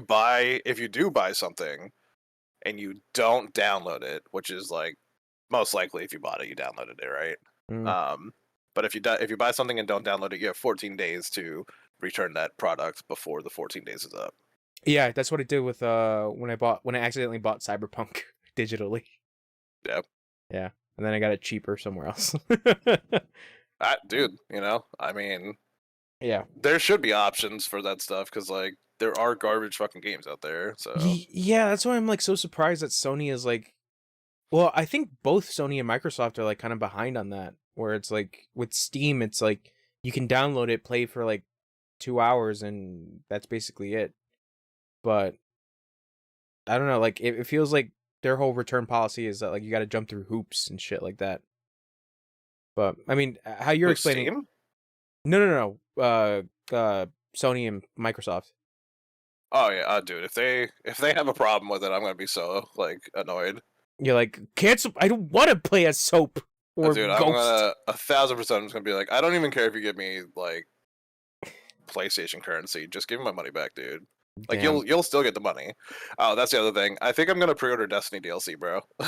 I think I'm just gonna go for the new Lightfall because honestly, man, like the only other thing I could get is God of War that I would actually play. Get God of War. I might. Get God of War. No, get Fuga Melodies of Steel. Oh, isn't that the game you were playing? Yeah, that's the one. That was I cool, beat. man. I did like that. Oh, did you beat it? No. I was watching you play it. Oh no, that's Somnium Files. Or okay, get that. That's the thing I was talking about. Okay. Get that if you like a good visual novel game. No, I enjoy watching you play it. I do not want to play it. Wow. I told you before. There's a lot of games that you play that I'm like, this is enjoyable to watch, but I'll never play this. No, you know what I could get though. Wait, is it digital? Could I get the Danganronpa? Yeah. Is it digital? All three? Yeah. Okay. I think there's Maybe a bundle. I think there's a bundle that you can get all three. Shit. Damn. Because like Tokyo Game Show was like last week. They had a sale for Danganronpa. I don't know if there is a sale going on for it right now. But would you dang my Rampa, bro? I would dang your Rampa, bro. I mean, I just bought that physical thing with all three games. One? Yeah. On their website because I saw it's on Amazon and it's like for fucking $70. I'm like, I'm not paying fucking $70. And then on was I think NIS America, their publisher, is like, here's Danganronpa, here's a collection of all three for like $40, and I'm like, I'll fucking get that. Did you see Octopath Traveler 2 had a price cut on Humble Bundle? Yes, but that was a pricing error because like literally like what was it, like 5 minutes later they took it down. People bought it though. Yeah, I know. I was so pissed. I was like, fuck. So I saw it and I was gonna tag you, and then I read the next part and I was like, oh, like what? Yeah, cheap ass gamer put it out. And he's like, yeah, it's a pricing error. They took it down. And it's like, That's fuck. funny. That was so funny. Yeah, that sucks. But that's hilarious. I think there was another thing that I saw that like some game got. Like, you always see that like a bunch of pricing errors. But I forget there was like another new game that was like they had a pricing error for like maybe I want to say like $15. I forget, and it was a new game, but I don't remember which one it was. And then within like I want to say the hour, the company came out being like, we can't do this. We can't sell the game for this much. It hasn't even come out yet. And they were like, oh man, Sorry. thanks though, bro. Hope you guys buy it for $100. I appreciate the monies. So I mean, Danganronpa, yeah, I would say buy Danganronpa. Yeah, I still think I'm gonna buy the Destiny thing. Honestly, man, like, I don't know. I don't know. I'll hate Destiny again at some point. Don't worry. You don't know what to buy. It's not that I don't know what to buy. I just know that like it's the thing that I always go back to with friends. You know, like I got a group that like always plays it. So yeah. And I don't like different intervals, I guess. Like I don't have end up back there. I don't have a group for nothing. You can come to Destiny with us. Come to Destiny. I don't want to come. Are you sure you don't want that gun play, dog? Do I want to be Gun Jesus? Gun Space Jesus? Gun Space Jesus. No. I want to be You don't want to get the... Oh, what's the new thing? The new thing is there's like a Spider-Man grappling hook. Okay, that sounds pretty cool. But... Oh, yeah, I'm guessing that's your super or something? I don't know. It's definitely going to be like an ability, right? So like maybe like a punch, I think. Just... What would really suck if it's a weapon you have to hold. That would really suck. Like you're holding the string as you're running. Well, so when you grapple, it is something that extends from you. So I don't know. Maybe it's energy. I'm not sure. They said it's a darkness power, so I guess it's energy. I don't know. Maybe it's just like a thing in the world they could like grab onto. That's true. Like, it could be like a button. It's like hit R1 whenever you see it, right? Yeah. No. Anyways, I've literally done nothing this week, so that's like it. Some Seinfeld, some hating Call of Duty. I mean, I feel like the Call of Duty thing is like one of the biggest things because it is a very anticipated game, and I'm glad that you played it, especially you being a Call of Duty head. So dude, it sucks so bad. I pre-ordered this game the fucking day they announced it, bro. I'm so mad. I know you were really excited for that game, and it's kind of unfortunate that you're hyped for it died. I debated like keeping the game just to play the story because I'm still hype about the story. Yeah. But even then, I'm like, you know what? I think I'm just gonna watch it online, man. I think I'm just gonna watch someone else play it and fucking be annoyed. Don't worry, I'll play it when it comes to a discounted price of $20. When it's $10 in 9 years. Yeah, when I buy it off eBay from somebody and then they give me the wrong copy and then I have to return it back and then get the actual copy. They give you 3 more copies? Yeah, then I get They give you 3 copies of Danganronpa. I'm like, all right, fine, I guess. Oh man, but have you cracked that thing open yet or not? It's still here. It's still fucking here. Yeah, crack it the fuck. Sell one that's closed. Crack the other one open. That's probably what I'm gonna have to do. I think I opened one already. I think I opened the one that I bought on Amazon. Or if you're like collection man, just keep one that's closed and crack the other one open. Wesley, you interested in a copy of Xenoblade Chronicles 3? No. Oh, you don't want a Monado it up, dude? What? You want a Monado? You don't want any of that Monado? Come on, man. I'll sell it to you. I'll sell it to you for $45. How about that? Whoa. You are a friend. That's the friend discount right there. What's the going price of those games? Currently I think it is $54. Oh, is it really? Yeah. I thought it was like one of those things that's so hard to get. Oh no, Xenoblade Chronicles 3 is like not that hard to get. Is 1 and 2 expensive? 2 is to find it complete is really difficult. 1 not so much because it got that definitive version, So that is like everywhere you can find. But 2 is they've never did like a re-release of 2. I think it's same thing that's happening with the physical version of the Torna expansion. That's happening with that version. Because I got these nuts. Because I got that Torna version, I want to say like a fucking while ago, and I got it for like $30, and now I see it like everywhere for like 50, 60, and it's just like it's nuts. That's fucking insane for a fucking Switch game. But yeah, Switch games never go down. No, They but never like, lose value. I went to that's how I got 2. Is that I went to a GameStop, and I think it was like fucking $60, but it wasn't complete. It was just the cart. So I bought like a replacement box just to have like the fucking picture of the game. Yeah, that sucks. Anyways, so Monado, you want a copy of Monado? Monado No, 3? nobody wants a horrible game. I will play I'll that watch you horrible play it, game. Yeah, that's right. I'll You watch you son of a play it, bitch. though. Yes, that's right. Blue Dragon. Blue Dragon. So... Who? All right. Continue on our weekly Blue Dragon who. So stupid. What happened? Was it? Did you lose at the Pokemon? Yeah. Did you lose at Spaghetti Pokemon? Spaghetti mod. Spaghetti Pokemon. The fuck is this dude's type? I swear. God, I can't believe Wesley's playing a Pokemon game. He's over there translating. What type is this? Oh, it's grass. What the fuck? He's real live He just translating. hit me with ice. Gelato, what is that? Oh no. Yeah. This guy just used Rita's water ice on me. Oh, God. Trying to think. So yeah, I guess is that it for your week, Haler? I told you I've done like nothing, dude. Okay. No, I'm just wondering if there's anything else. No. Okay. I mean, I'm trying to think. Me and Wesley didn't really do anything either, to be honest. I played Yeah, we worked. I played a bunch of demos. Wesley is enjoying his league and his Italian Pokemon. But that's basically it.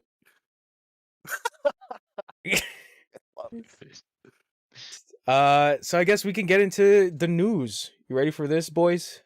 Ready for this shit? Are we starting the top of the pin messages or the bottom? Shit. I don't know. I forget which one was the top. Yeah, because there were some pin messages that actually didn't work. So it was yeah, just, this is goofy. The top one is Logitech. The Logitech one. Are you able to open it or no? The Logitech one, yeah, have it open. Okay. How about the Did that open or no? That did If you- not open. What the announcement fuck? thing, right? Okay, No, so it's a download. okay, so don't download anything. I put another link. It should be at the bottom of our conversation. Okay. So try that one. But I guess just a TLDR because this is basically what we're doing. We're TLDRing all these. Okay. So this is a topic that we talked about. Is that Tencent and Logitech were basically doing a collaboration with one another, and this is the end result. So Logitech G Cloud gaming handheld, is the love child of Tencent and Logitech. It is a cloud streaming device. It's not gonna survive. Is definitely not, especially for that price. It is $350 for this thing. It's cloud streaming? It is cloud streaming. Why? Why did they fucking shoot themselves in the genitals? Yeah, it is. They want a slow bleed out, dog. It is the biggest shoot your balls off you can ever do in the gaming community. So bad. It is unfortunate, but like the what they're saying is that like this thing is 1080p at 60 frames per second, but it's like, does that necessarily matter with fucking cloud gaming? I'm gonna be real. 1080 is fucking trash for like everyone that's using 4K right now. Like, why would you not even try to go 2K? I'm trying to get myself a fucking 4K TV, but that's just me, bro. Like fucking the Steam Deck's out, and that's already better than fucking. Can I mention this? So I've been looking at graphics cards. I told this to Wesley, is that like I've been like eyeing some graphics cards, but at the same time I've been eyeing the fucking Steam Deck because I'm so like I have so many games on Steam that I'm like I would probably play this more than my Switch. But at the same time I'm like I kind of want to get a new TV for my PS5 because I've had my TV for like over fucking 10 years now. So I was thinking of like just getting an upgrade, but I know that the Steam Deck is also going to have that dock because I think Valve is planning on putting that out to have like a video out dock, same as like the Switch. But I don't know. Did you guys ever want to get a Steam Deck? I thought about it, but Oh my the wait time for it is kind of long. Yeah, that's true. I mean, but still, I can wait. Mhm. Steam Deck for me is for people that travel. That's true. But I heard this thing doesn't have a great battery life either, because I think it's like, what, like 4 hours? Something like that. Yeah, Which around. isn't a lot either, which is kind Don't of... they have charging I mean, yeah, you can options on planes though? I think so. Yeah, But I'm almost positive you can charge on a plane. but I think that's what's the other thing is that I think you can't necessarily play it on a plane. I think you have to be online, right? no, you I can can pick it download up your on- game. Because I there's something that I saw that like somebody was like, it's not necessarily a great thing to have on a plane for some reason. But I don't know. I could be wrong. But that's not the only thing I'm talking about travel. I'm saying like if you like, what if you're in a hotel because you're a salesman or whatever the fuck people do when they travel and shit. Mhm. You know, let's say you're in a hotel and you want to play your game, but you have a brick PC at home and you don't want to put games on your laptop because it's a work. I don't know, you know, some scenario, right? Yeah. It's a good option. I don't know. I'm not a big handheld guy. I don't even really like the Switch. The only reason I would play Switch is more so like The Nintendo stuff. them farming simulators in Mario, you know? Yeah. I like was it Story of Seasons? Yeah. That's a good one. But I mean, there is like you specifically like handhelds, right? I do, but I'm just a lazy fuck that I'll just use this thing to take with me to the bathroom while I'm shitting. Jesus Christ. I mean, yeah, Like you're not in my wrong. own opinion, I would upgrade my graphics card because I would have more fun sitting at my computer playing Yeah. World of Warcraft with the new whatever, you know, or whatever game you're gonna play, like Yeah. a dragon in 4K, you know. But this is the other thing is that like I thought about it because like now graphics cards are going down in prices is another topic that we're going to be talking about. But like, this also comes back to the whole thing where I have, for my personal case, is that like I have to like kind of regulate myself to think about, okay, I have a PS5. Do I really need to get a graphics card as of right now? Because this is the main thing that I'm using most of the time. To be The fair. TV would probably be the better move for you, honestly. So but... that's why I've been thinking is that like just getting the TV. Fuck. But I also wouldn't try to miss the graphics card price decline either. Yeah, that's why Before I'm that shit goes back up when we're living in the fucking dystopia. Yeah. So I think just going back to this Logitech thing. Yeah, it's gonna have all the cloud services, Xbox, Nvidia, Steam, and you can also do some web browsing on this. But yeah, it's essentially a fucking phone. It's a phone attached to controller, like in a fucking controller housing. Yeah, this is a fucking like you said, it's a shot in the nuts. Yeah, I don't know why they would put something out like this, especially for fucking $350. That is nuts. But who knows? Maybe there might be somebody that I guess wants to buy it. Cause like for yeah. most, go ahead. No, the other thing when like you first sent out the article, I was like, this looks like a Leapfrog gamepad. Oh yeah, it looks like something you give to your kid. Literally, yeah. Yeah, it's just with cloud service gaming, it's just you have to just have good internet. That's all it is. But like I said, I don't think this thing is not gonna sell well. Unless you're obviously I think a lot of gaming enthusiasts would probably buy this just to have it and display it somewhere because this is like a weird moment in gaming. But as an actual product for consumers, this is definitely not it. This ain't it, Chief. Hold on, I'll be back. Oh no, Wesley's gone. All right, I guess it's just me and Howler. What are your thoughts, Howler? The price is too high for something that's bad. All right, Howler input. I mean, if you want like a more like lengthy explanation, I guess. Cloud gaming has been bad for a really long time. Nobody has mastered it.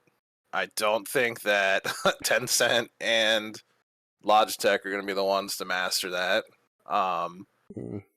Also, they're not the ones producing the cloud gaming. They're going to go and let Microsoft use their streaming. They're going to let, I would assume, PlayStation, if PlayStation allows it, use their streaming. You're going to stream from other things. So the only thing that would save this system is if Steam allows you to download games directly to it, or any other option to download directly to it. And that's going to be what people will use it for, is to download their games, play it on there. Nobody's going to, there's very few. Children will enjoy a streamed game because they don't understand input lag as much. And people that don't game normally will enjoy this. $350, you're not going to get a hardcore gamer to play anything PvP related that they're used to playing. You're not going to get the MMO bunch on there. You're going to get people that play like mobile shit. Maybe Dark Souls. You know, like maybe a single player game. A casual game like Dark Souls. Well, Dark Souls isn't like super casual friendly, but I'm going more towards like a single player game. So like like Dark Souls, like it's so hard. God of War, I don't know. Like I guess God of War. I can't think of other things like Halo, I guess, which is kind of single player, but then there's a multiplayer aspect to it. Whatever single player is like probably what you'll have people playing on this. But again, like, what is the Steam Deck's 300, isn't it? I think the lowest is like 300 or 400. The highest I know is like 650. I'm gonna be real. If the lowest on a Steam Deck is 400 and I'm gonna pay 350 for this, I'm buying a Steam Deck. I mean, even then, the price of a fucking Switch OLED is 350, and that's a console. Yeah, I'd probably buy a Steam Deck still instead of a. I'd still pay the 50 above and get the Steam Deck. But you were talking about like Steam doing like if they allowed this to happen, and it's just like I think if the Steam Deck didn't exist, possibly, but because of the Steam Deck existing, there's no chance in hell they're going to be like, we're going to have this other thing that's competing against our thing. Well, I don't know what Steam. I don't know if Steam's allowed to be on anything. If it's allowed to be on everything, period, type of thing, right? I mean, it's one of the services that is going to be on this thing. Steam? Yeah. Steam does. Well, there you go. Steam does cloud gaming, but they're not going to do downloading into the thing directly because I don't think this thing has the capability of downloading anything into it. Then it's not worth it. This system's literally trash. Hold on. Oh, it does have. Yes, okay, it has, you can 64 gigs of storage. But that's for like music and pictures, bro. I'm assuming so because like I said, this thing is a fucking is a it's a cell phone. It's a cell phone. If you look at the image of this thing, it actually looks like it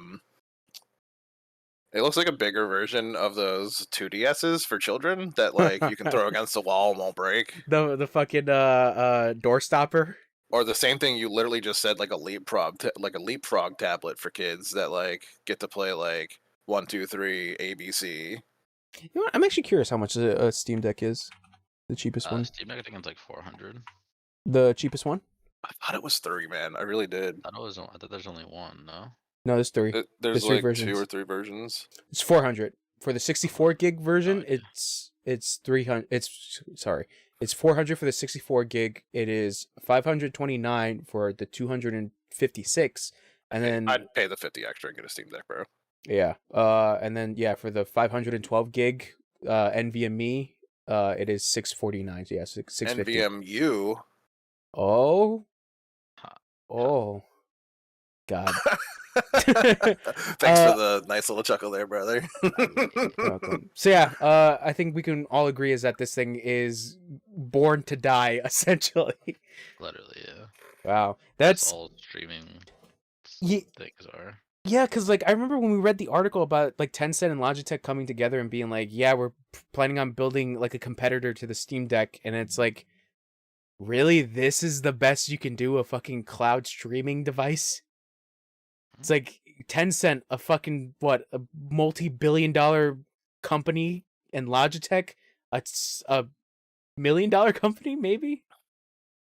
But damn, man, fucking sucks. This sucks.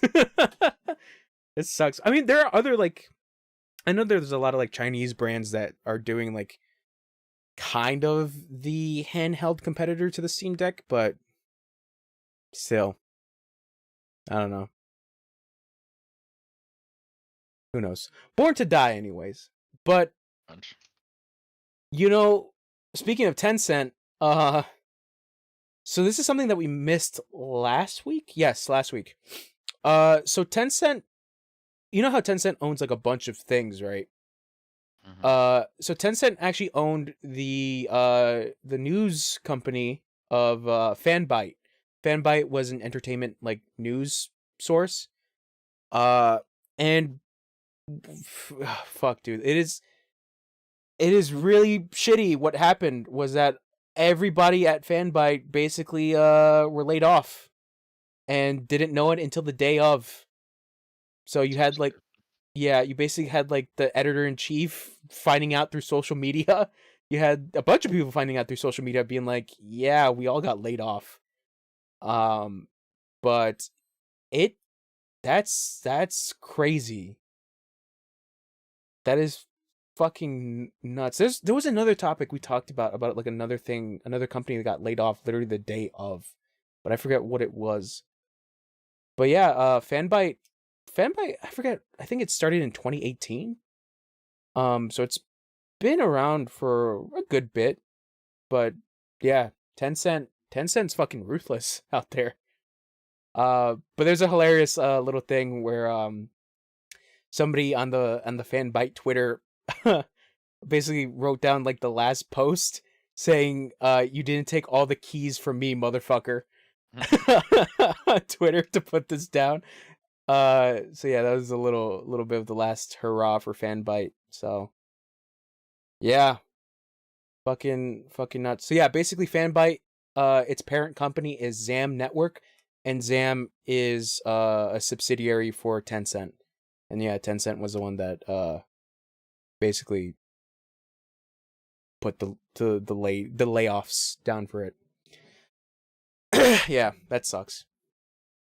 But you know what doesn't suck? What? Guess what, Chooms? You like Cyberpunk?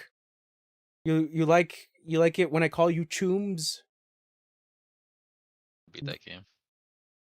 Oh, you finally beat it? No, I still have to beat it. Oh, You like it when I call you James? I beat that game. yeah. Okay. You like when I call you Chooms when we got a Delta I out do, of here? Chumbrado. When Keanu Reeves talks about his cock. Yo, by the way, Keanu Reeves thinks it's okay. You could have sex with him virtually, guys. Do it. High five. Everybody high five. There we go. All right. Wesley's paying attention to his Italian Pokemon, but it's fine. Yeah. Portal just used Mamma Mia. Oh my god. That's what it did. So just a little thing from the Washington Post. From a good guy, Gene Park. Basically, well, speculation is, the resurgence of Cyberpunk is happening because of the anime. You know, I mentioned this a couple episodes back that I was playing Cyberpunk because they put out the patch for the anime, doing some like anime quests for it where you get the jacket from the show. And just overall, I want to say the fucking anime is still really good. It is really good. I just really like the world of Cyberpunk. It's just the thing that soured my taste is the fucking progression bug shit that was happening with it, from my experience. But yeah, if you ever want to give the game a second chance, the world is pretty good. That's all I can say. And then, CD Projekt Red is planning on doing the expansions coming out. What is it? Shadow of Liberty, some shit like that. And then a bunch of other patches for it. So that's also the one thing I want to talk about, is that like Cyberpunk is not necessarily the greatest game. It's not even at a point where some people are trying to make the comparison to it as like No Man's Sky. How like No Man's Sky was like not great when it launched, and then it took time for it to become a pretty good game. But I feel like with Cyberpunk, it's not the same case, because Cyberpunk still has the same issues. Not as much, but it's still there. So it's going to be a while till I can say when Cyberpunk is absolutely done is when we can actually make the final verdict on it. Because, like I said, it's still coming out with different patches and the expansion that's going to happen. And whether or not there's going to be another expansion after that. So who knows? Maybe the whole package might be where Cyberpunk might be considered to be a good game. So, but let me ask you this, Wesley, how's your experience with Cyberpunk? I'm liking it. Okay, he's liking it. I know Maybe, how. like, after not playing it since like pre PS5 update and everything, they got a lot better. I was like, dang, I actually miss playing this, because the story is good. Mhm. It's just I never got far with it because of it being like really dumb and buggy. Yeah. But now it's just literally like I'm like beyond past where I was last time.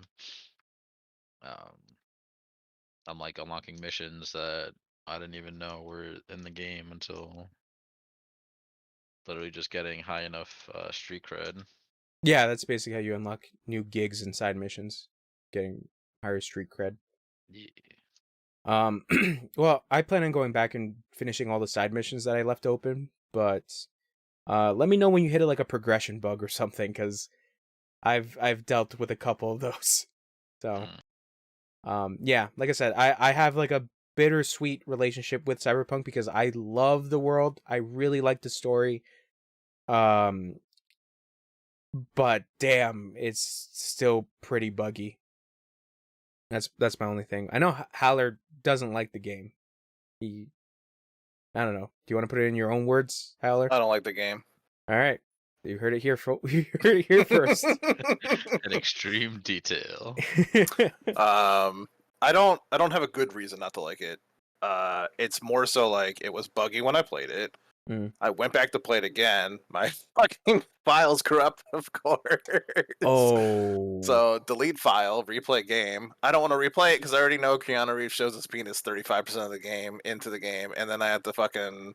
It's just it's really long to get back to where I was, and I don't want to replay everything. I get it. I get it. Yeah. I guess it's not that I don't like the game. It's just the loss of progression. Yeah, boring to have to redo everything. Yeah, no, I get it. I understand that perspective. I understand that because I trying to think. It is hard to go back, and I mean you can probably skip through cutscenes, but I understand that you don't want to do that. Yeah. Yeah. I would say, in due time, go back, maybe try it out for a little bit. Once you forget everything, maybe once we reach 2077, actually. Like, oh hey. hey. PS17 would be out. Yeah. Replay it in 2077? Yeah, when it's finally a fully fixed game. I will be dead. No, you'll be fine. I'll be with the Queen, dog, drinking Henny. Yeah, and then play Cyberpunk with the Queen. Alright, we'll dab. We'll dab on stream for y'all in heaven. God, I hope she's in heaven. I don't want to go to hell.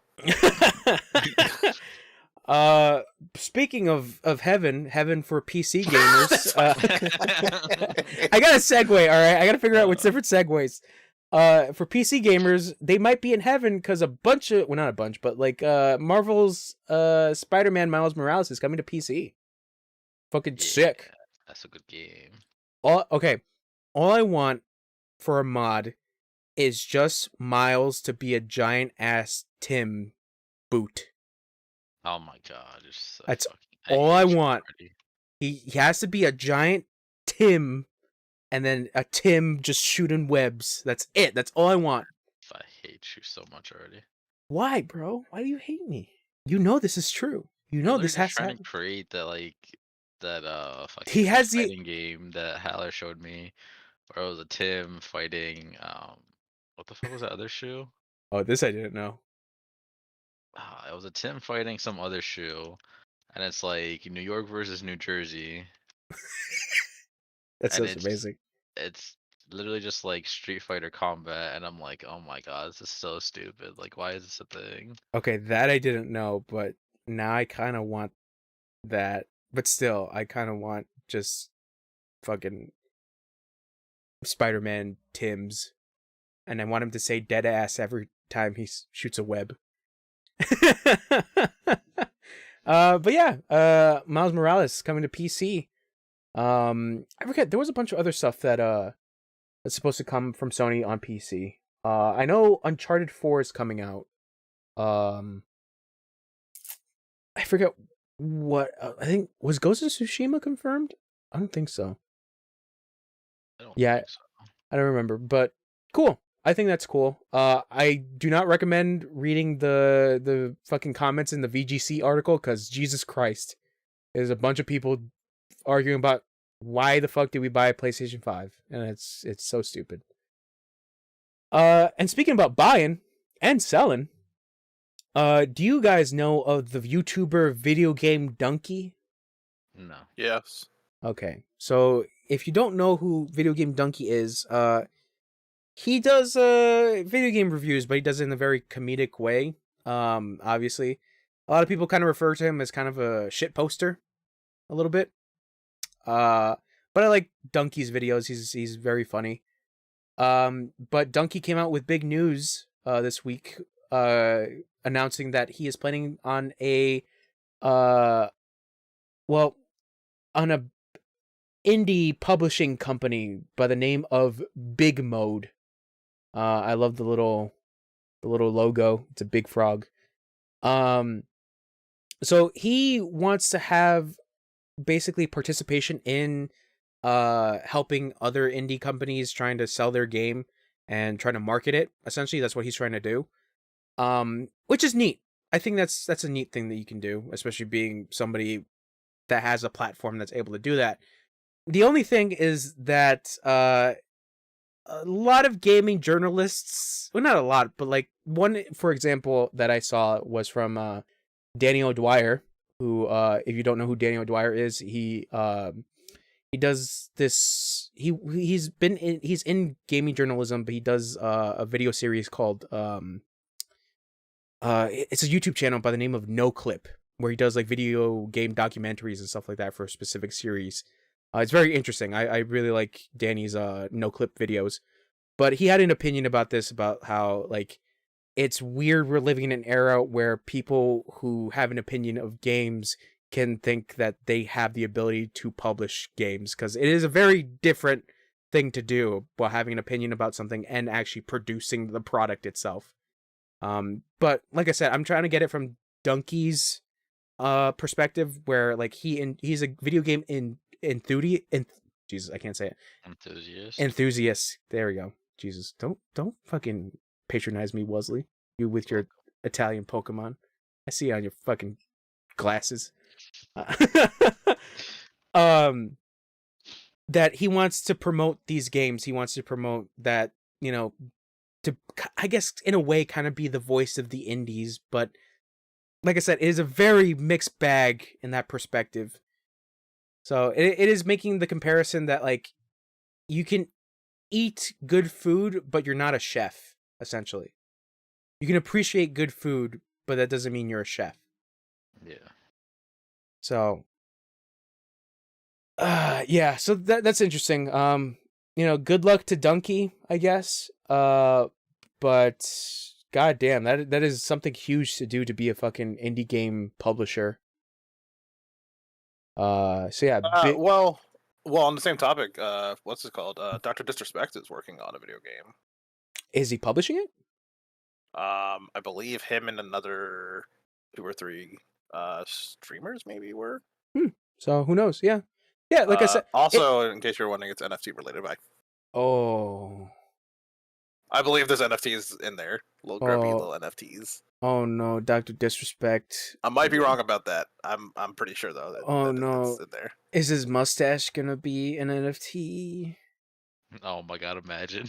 Oh my god. Make 20 copies. But that's also the other thing, is that like a lot of YouTubers who work in gaming or like do gaming videos have a hand in like doing like video game stuff. It's just publishing that I feel like is kind of up there, where it's like it's something really hard to do.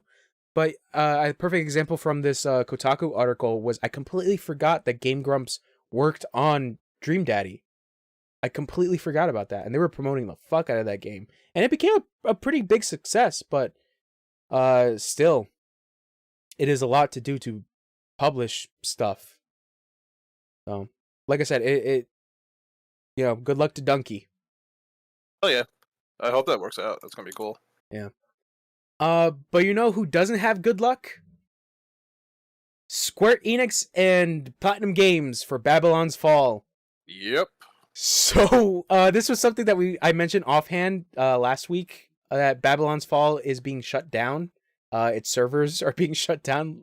This game came out this year. Yep. And it's being shut down next year, the same month it came out on. I don't think I've ever seen that happen, ever, for a live service game. But it's happening. So this article from VGC basically explains that a lot of stores are just giving out copies for free, because essentially at this point, this game is just a fucking it's a coaster that you can use, or a paperweight, because it is useless. So Wario64, Cheap Ass Gamer were basically tweeting out saying that, like, if you have a GameStop near you, I would say go to the GameStop, ask if they have copies of Babylon's Fall, and see if you can get it for free, because they're probably going to be dumping it out or destroying it. So, on that aspect, what they usually do is, set it to, or they just send like everything back to the warehouse. do they ever dump stuff? Yes. Okay, so that's real. If the game is old enough to the point where like it's not even worth $1 or anything, they just throw it in the dumpster. I don't like GameStop. Anyways, but we're not sponsored by GameStop. A fucking shithole. Yeah, GameStop's booty. So, yeah. But Babylon's Fall is also booty, so it kind of goes hand in hand. Yeah, Babylon's Fall is fucking nuts. I recommend watching Austin Eruption's Babylon's Fall video, because no, not Austin. It is Power Pack, I believe. Yes, I believe it's Power Pack. He did a whole video on like trying to complete Babylon's Fall, and he's like, it is just impossible to do it.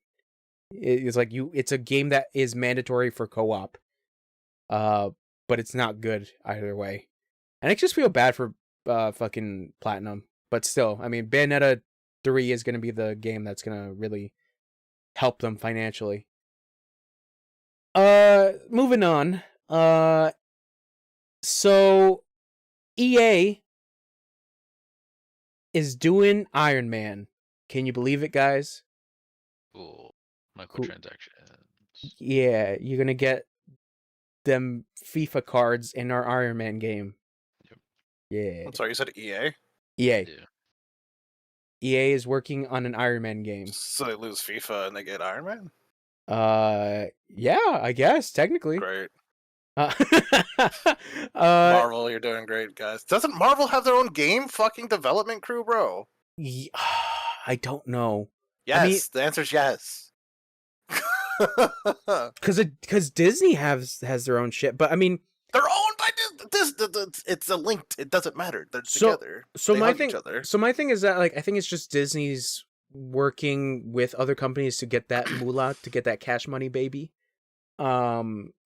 and just to see who can do some good shit with Marvel properties. I mean, obviously the big one is Spider-Man on PS4. That's been the biggest one. Not to say that there haven't been other Marvel games. It's just some of them have been okay, some of them have been not okay. Iron Man had games on the PS3. Do you remember the ones developed by Sega? Yes. Okay, Wesley remembers the Iron Man game developed by Sega. No. Because they had two. It was Iron Man 1 and Iron Man 2 that were both developed by Sega and both on 360 and PS3. Mm-hmm. And those games are they're something. But Definitely games. they're definitely a thing that exists.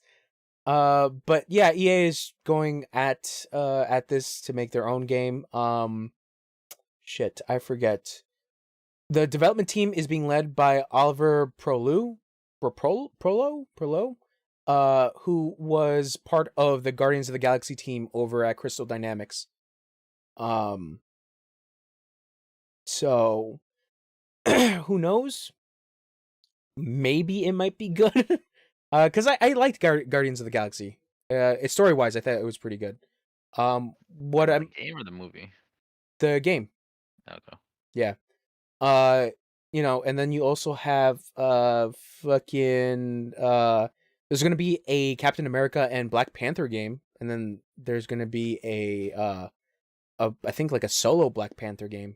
But yeah, I'm very interested in that Black Panther Captain America game because the writer for that game is Amy Hennig. And Amy Hennig is known for Legacy of Kain and the first 3 Uncharted stories. Mm-hmm. So she is a very prolific writer, and a lot of people like her work. But yeah, I think what's also interesting from this article as well is that it's going to be its own story, not anything related to the movies and stuff like that. Because, like I said, that's what happened with those other Marvel games, was that it tried to do the movie exactly beat for beat, and it just ended up not working. Because I think those games were mostly like tie-in stuff, which was the era of a lot of tie-in movie games. So yeah, EA, FIFA. Who knows? Iron Man might be in FIFA. Speaking about FIFA, I'm just gonna skip over. Speaking about FIFA, Ted Lasso is gonna be in FIFA. Yo, I saw that. Yep, I'm stoked. I love Ted Lasso. Ted Lasso. I have not seen Ted Lasso. I've heard good things, but Ted Lasso and some players from the Ted Lasso show are going to be in FIFA. So get hyped about that, I guess. But you know what else you can get hyped for? You guys like Splinter Cell? Not I really. used to.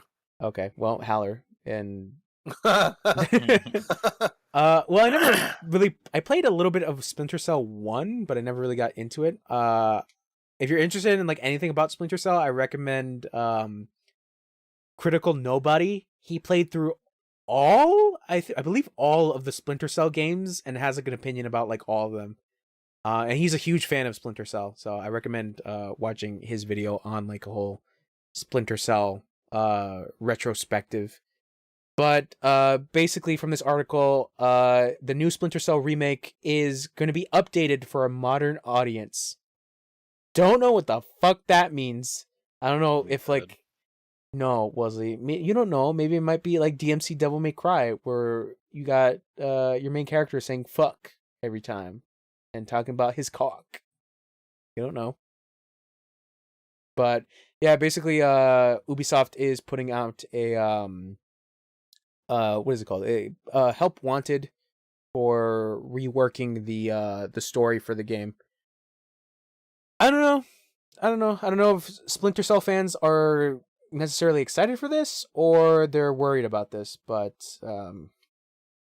Ubisoft could fuck it up because it's Ubisoft. Yeah. I don't know. Did you like Splinter Cell? I know you said yes. Yes, you did. I played it like when I was younger. I enjoyed it. But did you love it? No. Oh, okay. I wouldn't say like I don't know. I can't remember as like well. It was very stealthy and cool, like for Yeah. time. Mm-hmm. I mean, I'm more of a Metal Gear guy, but that's me. Because That is you. You're a Metal Gear head.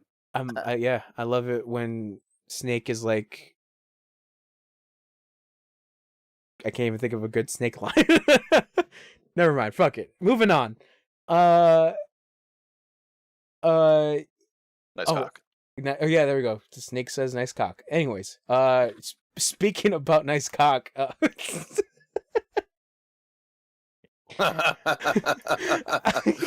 was about to go into Detective Pikachu. Speaking of private dick, Detective Pikachu. There we go. Got it. Private dick. Detective Pikachu 2 is happening. Not the movie, the game. So I never played the game. I heard it was very basic, because obviously the intention to sell it to children, but there is apparently a leak that happened because somebody put on their LinkedIn page that they were a programmer for the upcoming Detective Pikachu 2. So if you like Detective Pikachu, you get Detective Pikachu 2. If there's a movie happening, cool. If Ryan Reynolds is in it, cool, I guess, but only time will tell. But you know, time hasn't been kind to the new Saints Row. What do you guys know about the new Saints Row? The reboot. It had a lot of issues when it came out. As far as like, you okay? Yeah, sorry, I was sneezing. Bless you. I had to mute my shit. It would be. Oh my god, I'm reading my. Never mind. So, I was typing, and then as we were talking about it, I started talking to you while I was reading what I was typing. I got confused. Is what I'm saying. So, Saints Row. They had a huge ass glitch where you would stand outside of your car as you drive around. So you were like not outside of your car, but like instead of sitting and driving in the car, you were standing full like standing motion and driving the car. Mission completions were having issues. It was like very cyberpunky like issues. Yeah, a lot of progression bugs. I was watching Game a crashes video. as well. Yeah, I was watching a video from Giant Bomb, and basically through their video, the guy playing Dan Reichert, he was like, yeah, it's like I can't progress in the story at all, and he basically shows the example is that like for some reason enemies just cannot move from the position they are, and it's like it's literally impossible to kill the enemies. So he's like, I can't do anything. And the problem is that, you know, he can't leave the mission area as well because then the fucking mission just stops. So there's literally nothing he can do. Yeah. So yeah, basically the reboot for Saints Row, not great. Also I've been hearing that a lot of people don't like the dialogue in that game. It's not that good either. But you know who's surprised about this these polarizing thoughts? Guess who is so surprised that this game is not liked? Jim Ryan. No, it's not Jim Ryan. It's basically. I thought I was right first. No. Embracer Group CEO Lars Wingerfors. Right. Yeah, basically the CEO came out and be like, I don't understand why people don't like it. I'm not saying it's verbatim, but you know, still, he doesn't understand. Obviously the game is still going to go through a bunch of patches and bug fixes, but like I said, they can't necessarily fix the dialogue because that's a lot of complaints from a lot of people as well, is that the dialogue for the game is not good at all. Like a lot of the jokes don't really hit. What happened? Like they don't hit like the older games. Yeah, because the problem, that's also the problem, is that like from what I've been hearing about how the fourth game ends, it's literally impossible to do a sequel for it. But I mean, reboot was the only way, but still, it's a buggy mess. It's gotten really low scores as well, and yeah, not a lot of people like it. Not a lot of people like it. This was also another game that I was like, oh, I'll probably try out because I've never played a Saints Row game, and I'm kind of glad that I did not pre-ordered this. As you, Howler, being like, oh, I don't like COD. I'm gonna cancel my pre-order. It's a good thing I didn't pre-order this game in particular That's fair. For the disappointment. So who knows? Who knows if Saints Row will even have a future in the end result? Oh, yeah, like I said, we're living in a weird era where a lot of video game companies, if a game comes out buggy and fucked, they always try to fix it, but that means that we have to wait a good while, even after the game's released, for it to be complete. We're living in that era where anything can be fixed with a patch, and that's it. And it's like, I kind of don't agree with that fact of like letting off a company like easy when it comes to certain things like this, because it's like, then why the fuck did you like ship the game out like this in the first place? You know, we obviously have fucking Cyberpunk to be the fucking the cautionary tale of all this, but you know, we've had other games as well that was like this as well, where we had to just wait for a patch and call it a day. But I feel like that shouldn't be the case. That's my perspective on it. I don't think, you know, we should be that lenient towards video game companies that are just like, fuck it, it's broken, push it out. Wait for a patch, bitches. Yeah. There's That also Wesley. enforces the whole argument where it's like, don't pre-order games because you never know if they're gonna be good or not. That's also the other thing, yeah. That's why a lot of people are like, there's no point in pre-ordering. You know? There's no fucking point. You know, we literally just got Haler's account of a fucking game that he does not like. Yeah.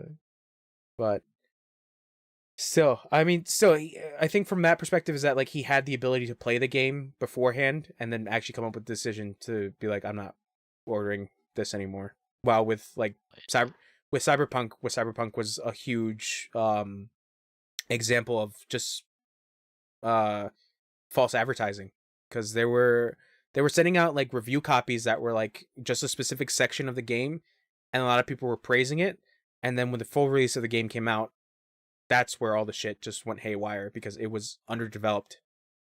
Yeah, 'cause that's probably the section of the game that they like actually fine-tuned. Yeah. Make sure that like people bought to make it look nice. Because that's why, like, still to this day, I think it is crazy to think that when they announced that they were they were going gold, was like that gold version of the game that they submitted is the buggy ass first version of that game. And that was something that they were praising, be like, yeah, here, the game's coming out, it's going gold, you know, it's ready. And it's like, came out, fucking sucked. It's fucking bad. But people bought it, and people hated it, and then it became this... Not only did it stay in video games, it became fucking worldwide because of the amount of people returning their copies. That was the fucking insane shit. But speaking about insanity, PS Plus finally added 50/60 hertz region switching. So for those that don't know, Europe has 50 hertz and America has 60 hertz. Now we're living in an era where Europe can now do 60 hertz. So yeah, basically PlayStation now gives the option for PS1 games to you can change the hertz. So I think the game that they were able to do that basically showed off this feature was Siphon Filter 2. And I think that's cool. I think that's cool that you can change the hertz. But everybody's waiting for other shit to have that improvement. Have you guys played any of the PS1 stuff on or is that the other tier? I have extra, not premium. That's premium, yeah. Okay, premium is the only one you're able to do that. Okay, because I'm not using extra as much as I thought I would. Oh damn! You're not even gonna play the Yakuza games. Oh, I played Assassin's Creed Origin. Thoughts? It's better than all the other ones. the voice acting, they recorded it really well. I don't know Yes. why every game has bad voice acting in all the other games. No answer for you there. Even Odyssey? I haven't played Odyssey. All right, you should play Odyssey. Just Eventually. They'll add it to the extra eventually. Okay, fair enough. But play the Yakuza games. Anyways, so did we talk about this, that like people who purchase like PS1 games on PS3 have the ability to just download the PS1 games on PS5? Did we ever What? talk about that? Say it again. There was a whole thing that happened where like people were just able to download PS1 games on their PS5s, but because of the fact that you purchased the game on PS3, that's why it was happening. I don't know. No idea. You don't remember this? You even tweeted me at this, Howler. I tweet a lot. Yeah, I know. And then you don't pay attention. Nope. And I'm like, you remember when you tweeted this thing at me? Or like, we sure that was me? And I was like, yes, that was you. But yeah, basically that people had the ability to download a PS1 game on PS5 without going through the whole subscription shit. Because I have a copy of Siphon Filter and Wild Arms, because I bought those games on PS3, and that was a thing that was just happening. That a lot of people were just like, "Oh, I'm able to download this, no problem." Nope, Haller does not remember. Anyways, Sorry, I really don't. You're just staring at the ceiling, be like, "Nah, I don't remember that shit." But you know what you do remember? Destiny. Oh yeah, Fuel. The whole mobile thing. Yeah. What is the thing they patented? They patent touch controls. No, they also patented a game called Fuel. I thought no. Never mind. No. Destiny Mobile. I do have a problem with this, buddy. The article says new Bungie patent fuels Destiny mobile speculation. Oh Jesus. Okay, my bad. I don't know why I thought fuel the game. I thought they Jesus, that hurts really bad. I'm sorry. Yeah, I did know about the idea that they were bringing out a mobile game. Mm. Which would be mobile Destiny, right? And it's speculation. All this is just speculation. Yeah. If they do mobile Destiny, I just feel like they don't have enough players for that, man. I also don't know who would want to play on their phone, bro. Like, it already doesn't look great on the fucking PlayStation, to be real. True. But what about, they can make money because Diablo Immortal is making so much money, so they got to make that money for mobile. Come on, Wesley. Come on. Diablo Immortal. It is true. Also, did they partner Tencent with this? I can't remember. Yes, I believe Tencent is. Yeah. So Tencent, if Tencent's ever mentioned in anything, mobile's coming. It is what it is. Yeah, because it's a Chinese market. Chinese market is usually mobile shit.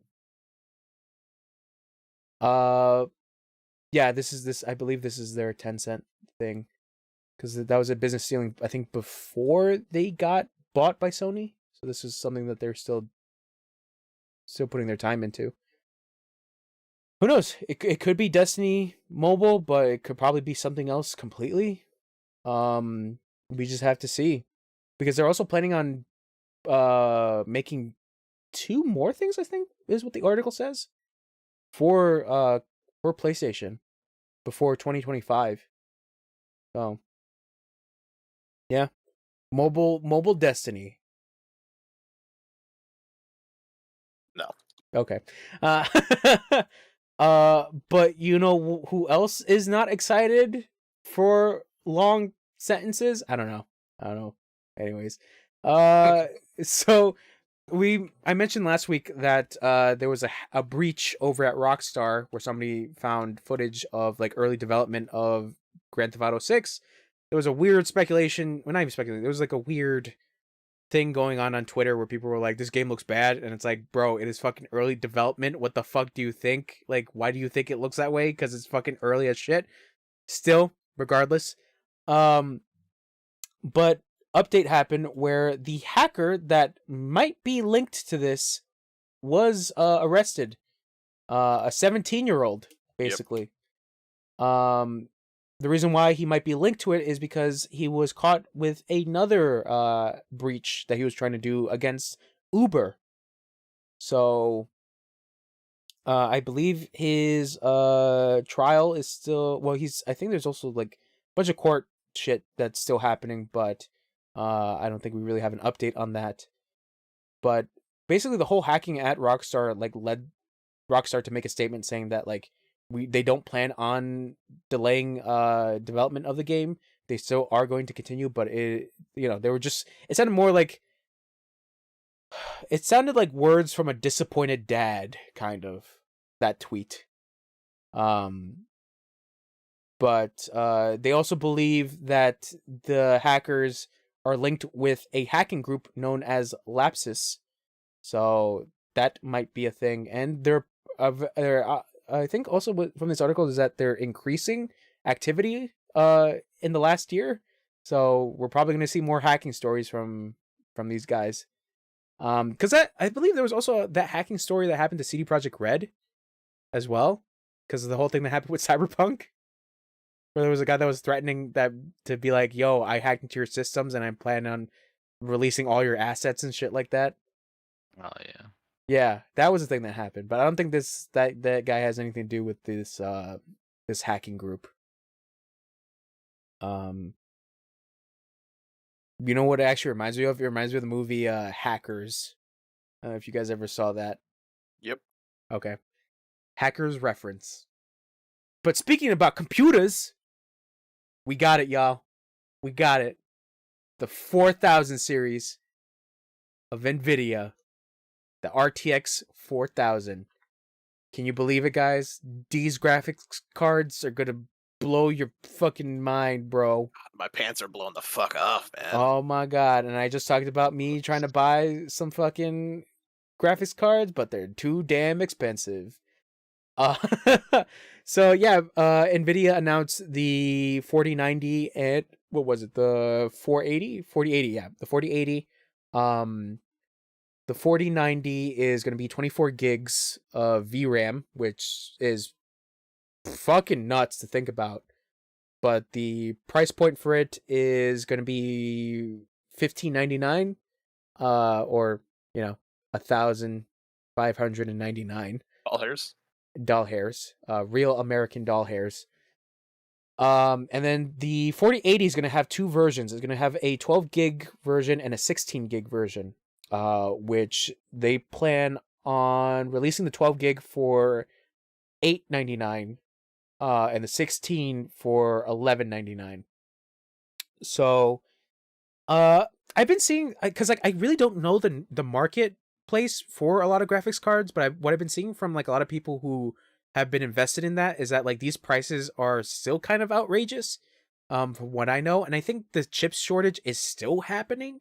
So I think that's why it's kind of leading to these price points, because of the fact that like the chip shortage shit hasn't been solved.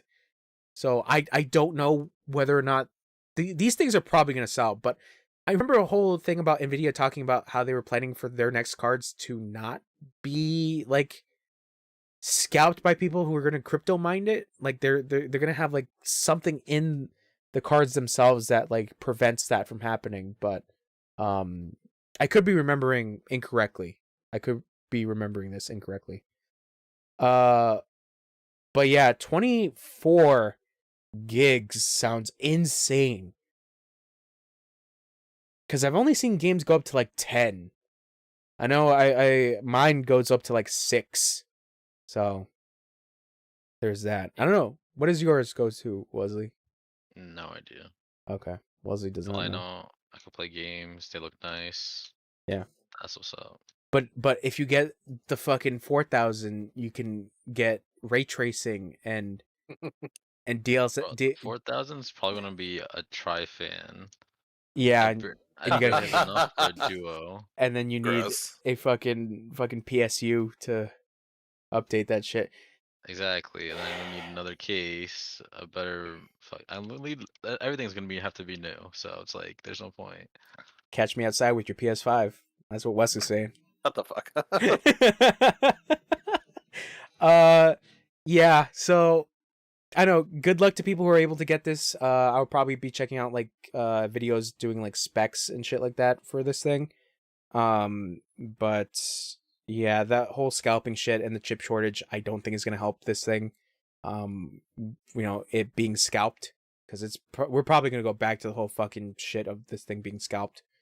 But yeah, I mean, like I said, a lot of cards now are going down in price.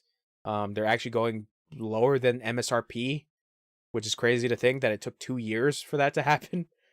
But like I said, the pandemic did not help this case at all. Yeah, I guess that's it for the news, gentlemans. We made it through. Wesley, how'd it go in Pizza Pasta Pokemon? Pizza pasta is being stupid. Like, it's so annoying. All right, Haler, how's things over there? You watching that little Nas X video again? No, I'm actually Huh? I'm finishing up my Coursera final, bro. Wow. I have to. This is the last day. I needed to get this thing in. So I cannot believe you guys have done this to me. But anyways, gentlemen, this has been the news. We did it, y'all. We voiced our opinions.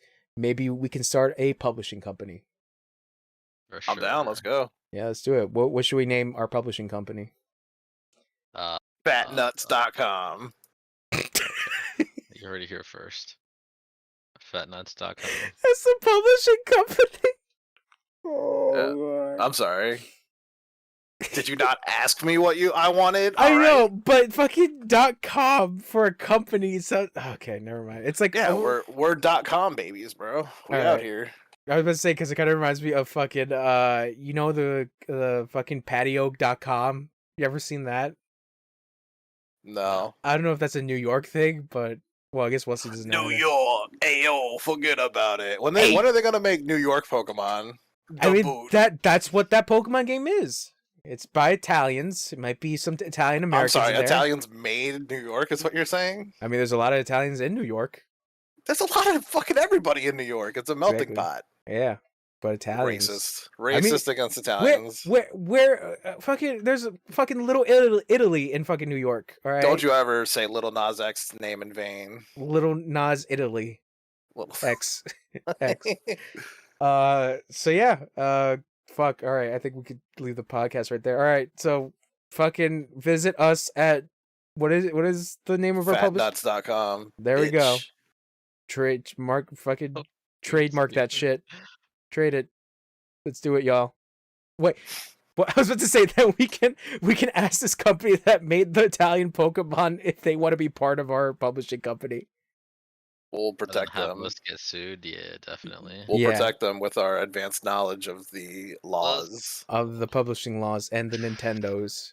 We could we could take on those old men, those old Japanese men. Blanket? No, it's Jujutsu Kaisen. Yeah. What is that? What is that? Anime. It's anime. Oh my god. Weebs around me, everybody. Everyone see. Yeah, Manado? Alright, good night. Alright, bye. Bye.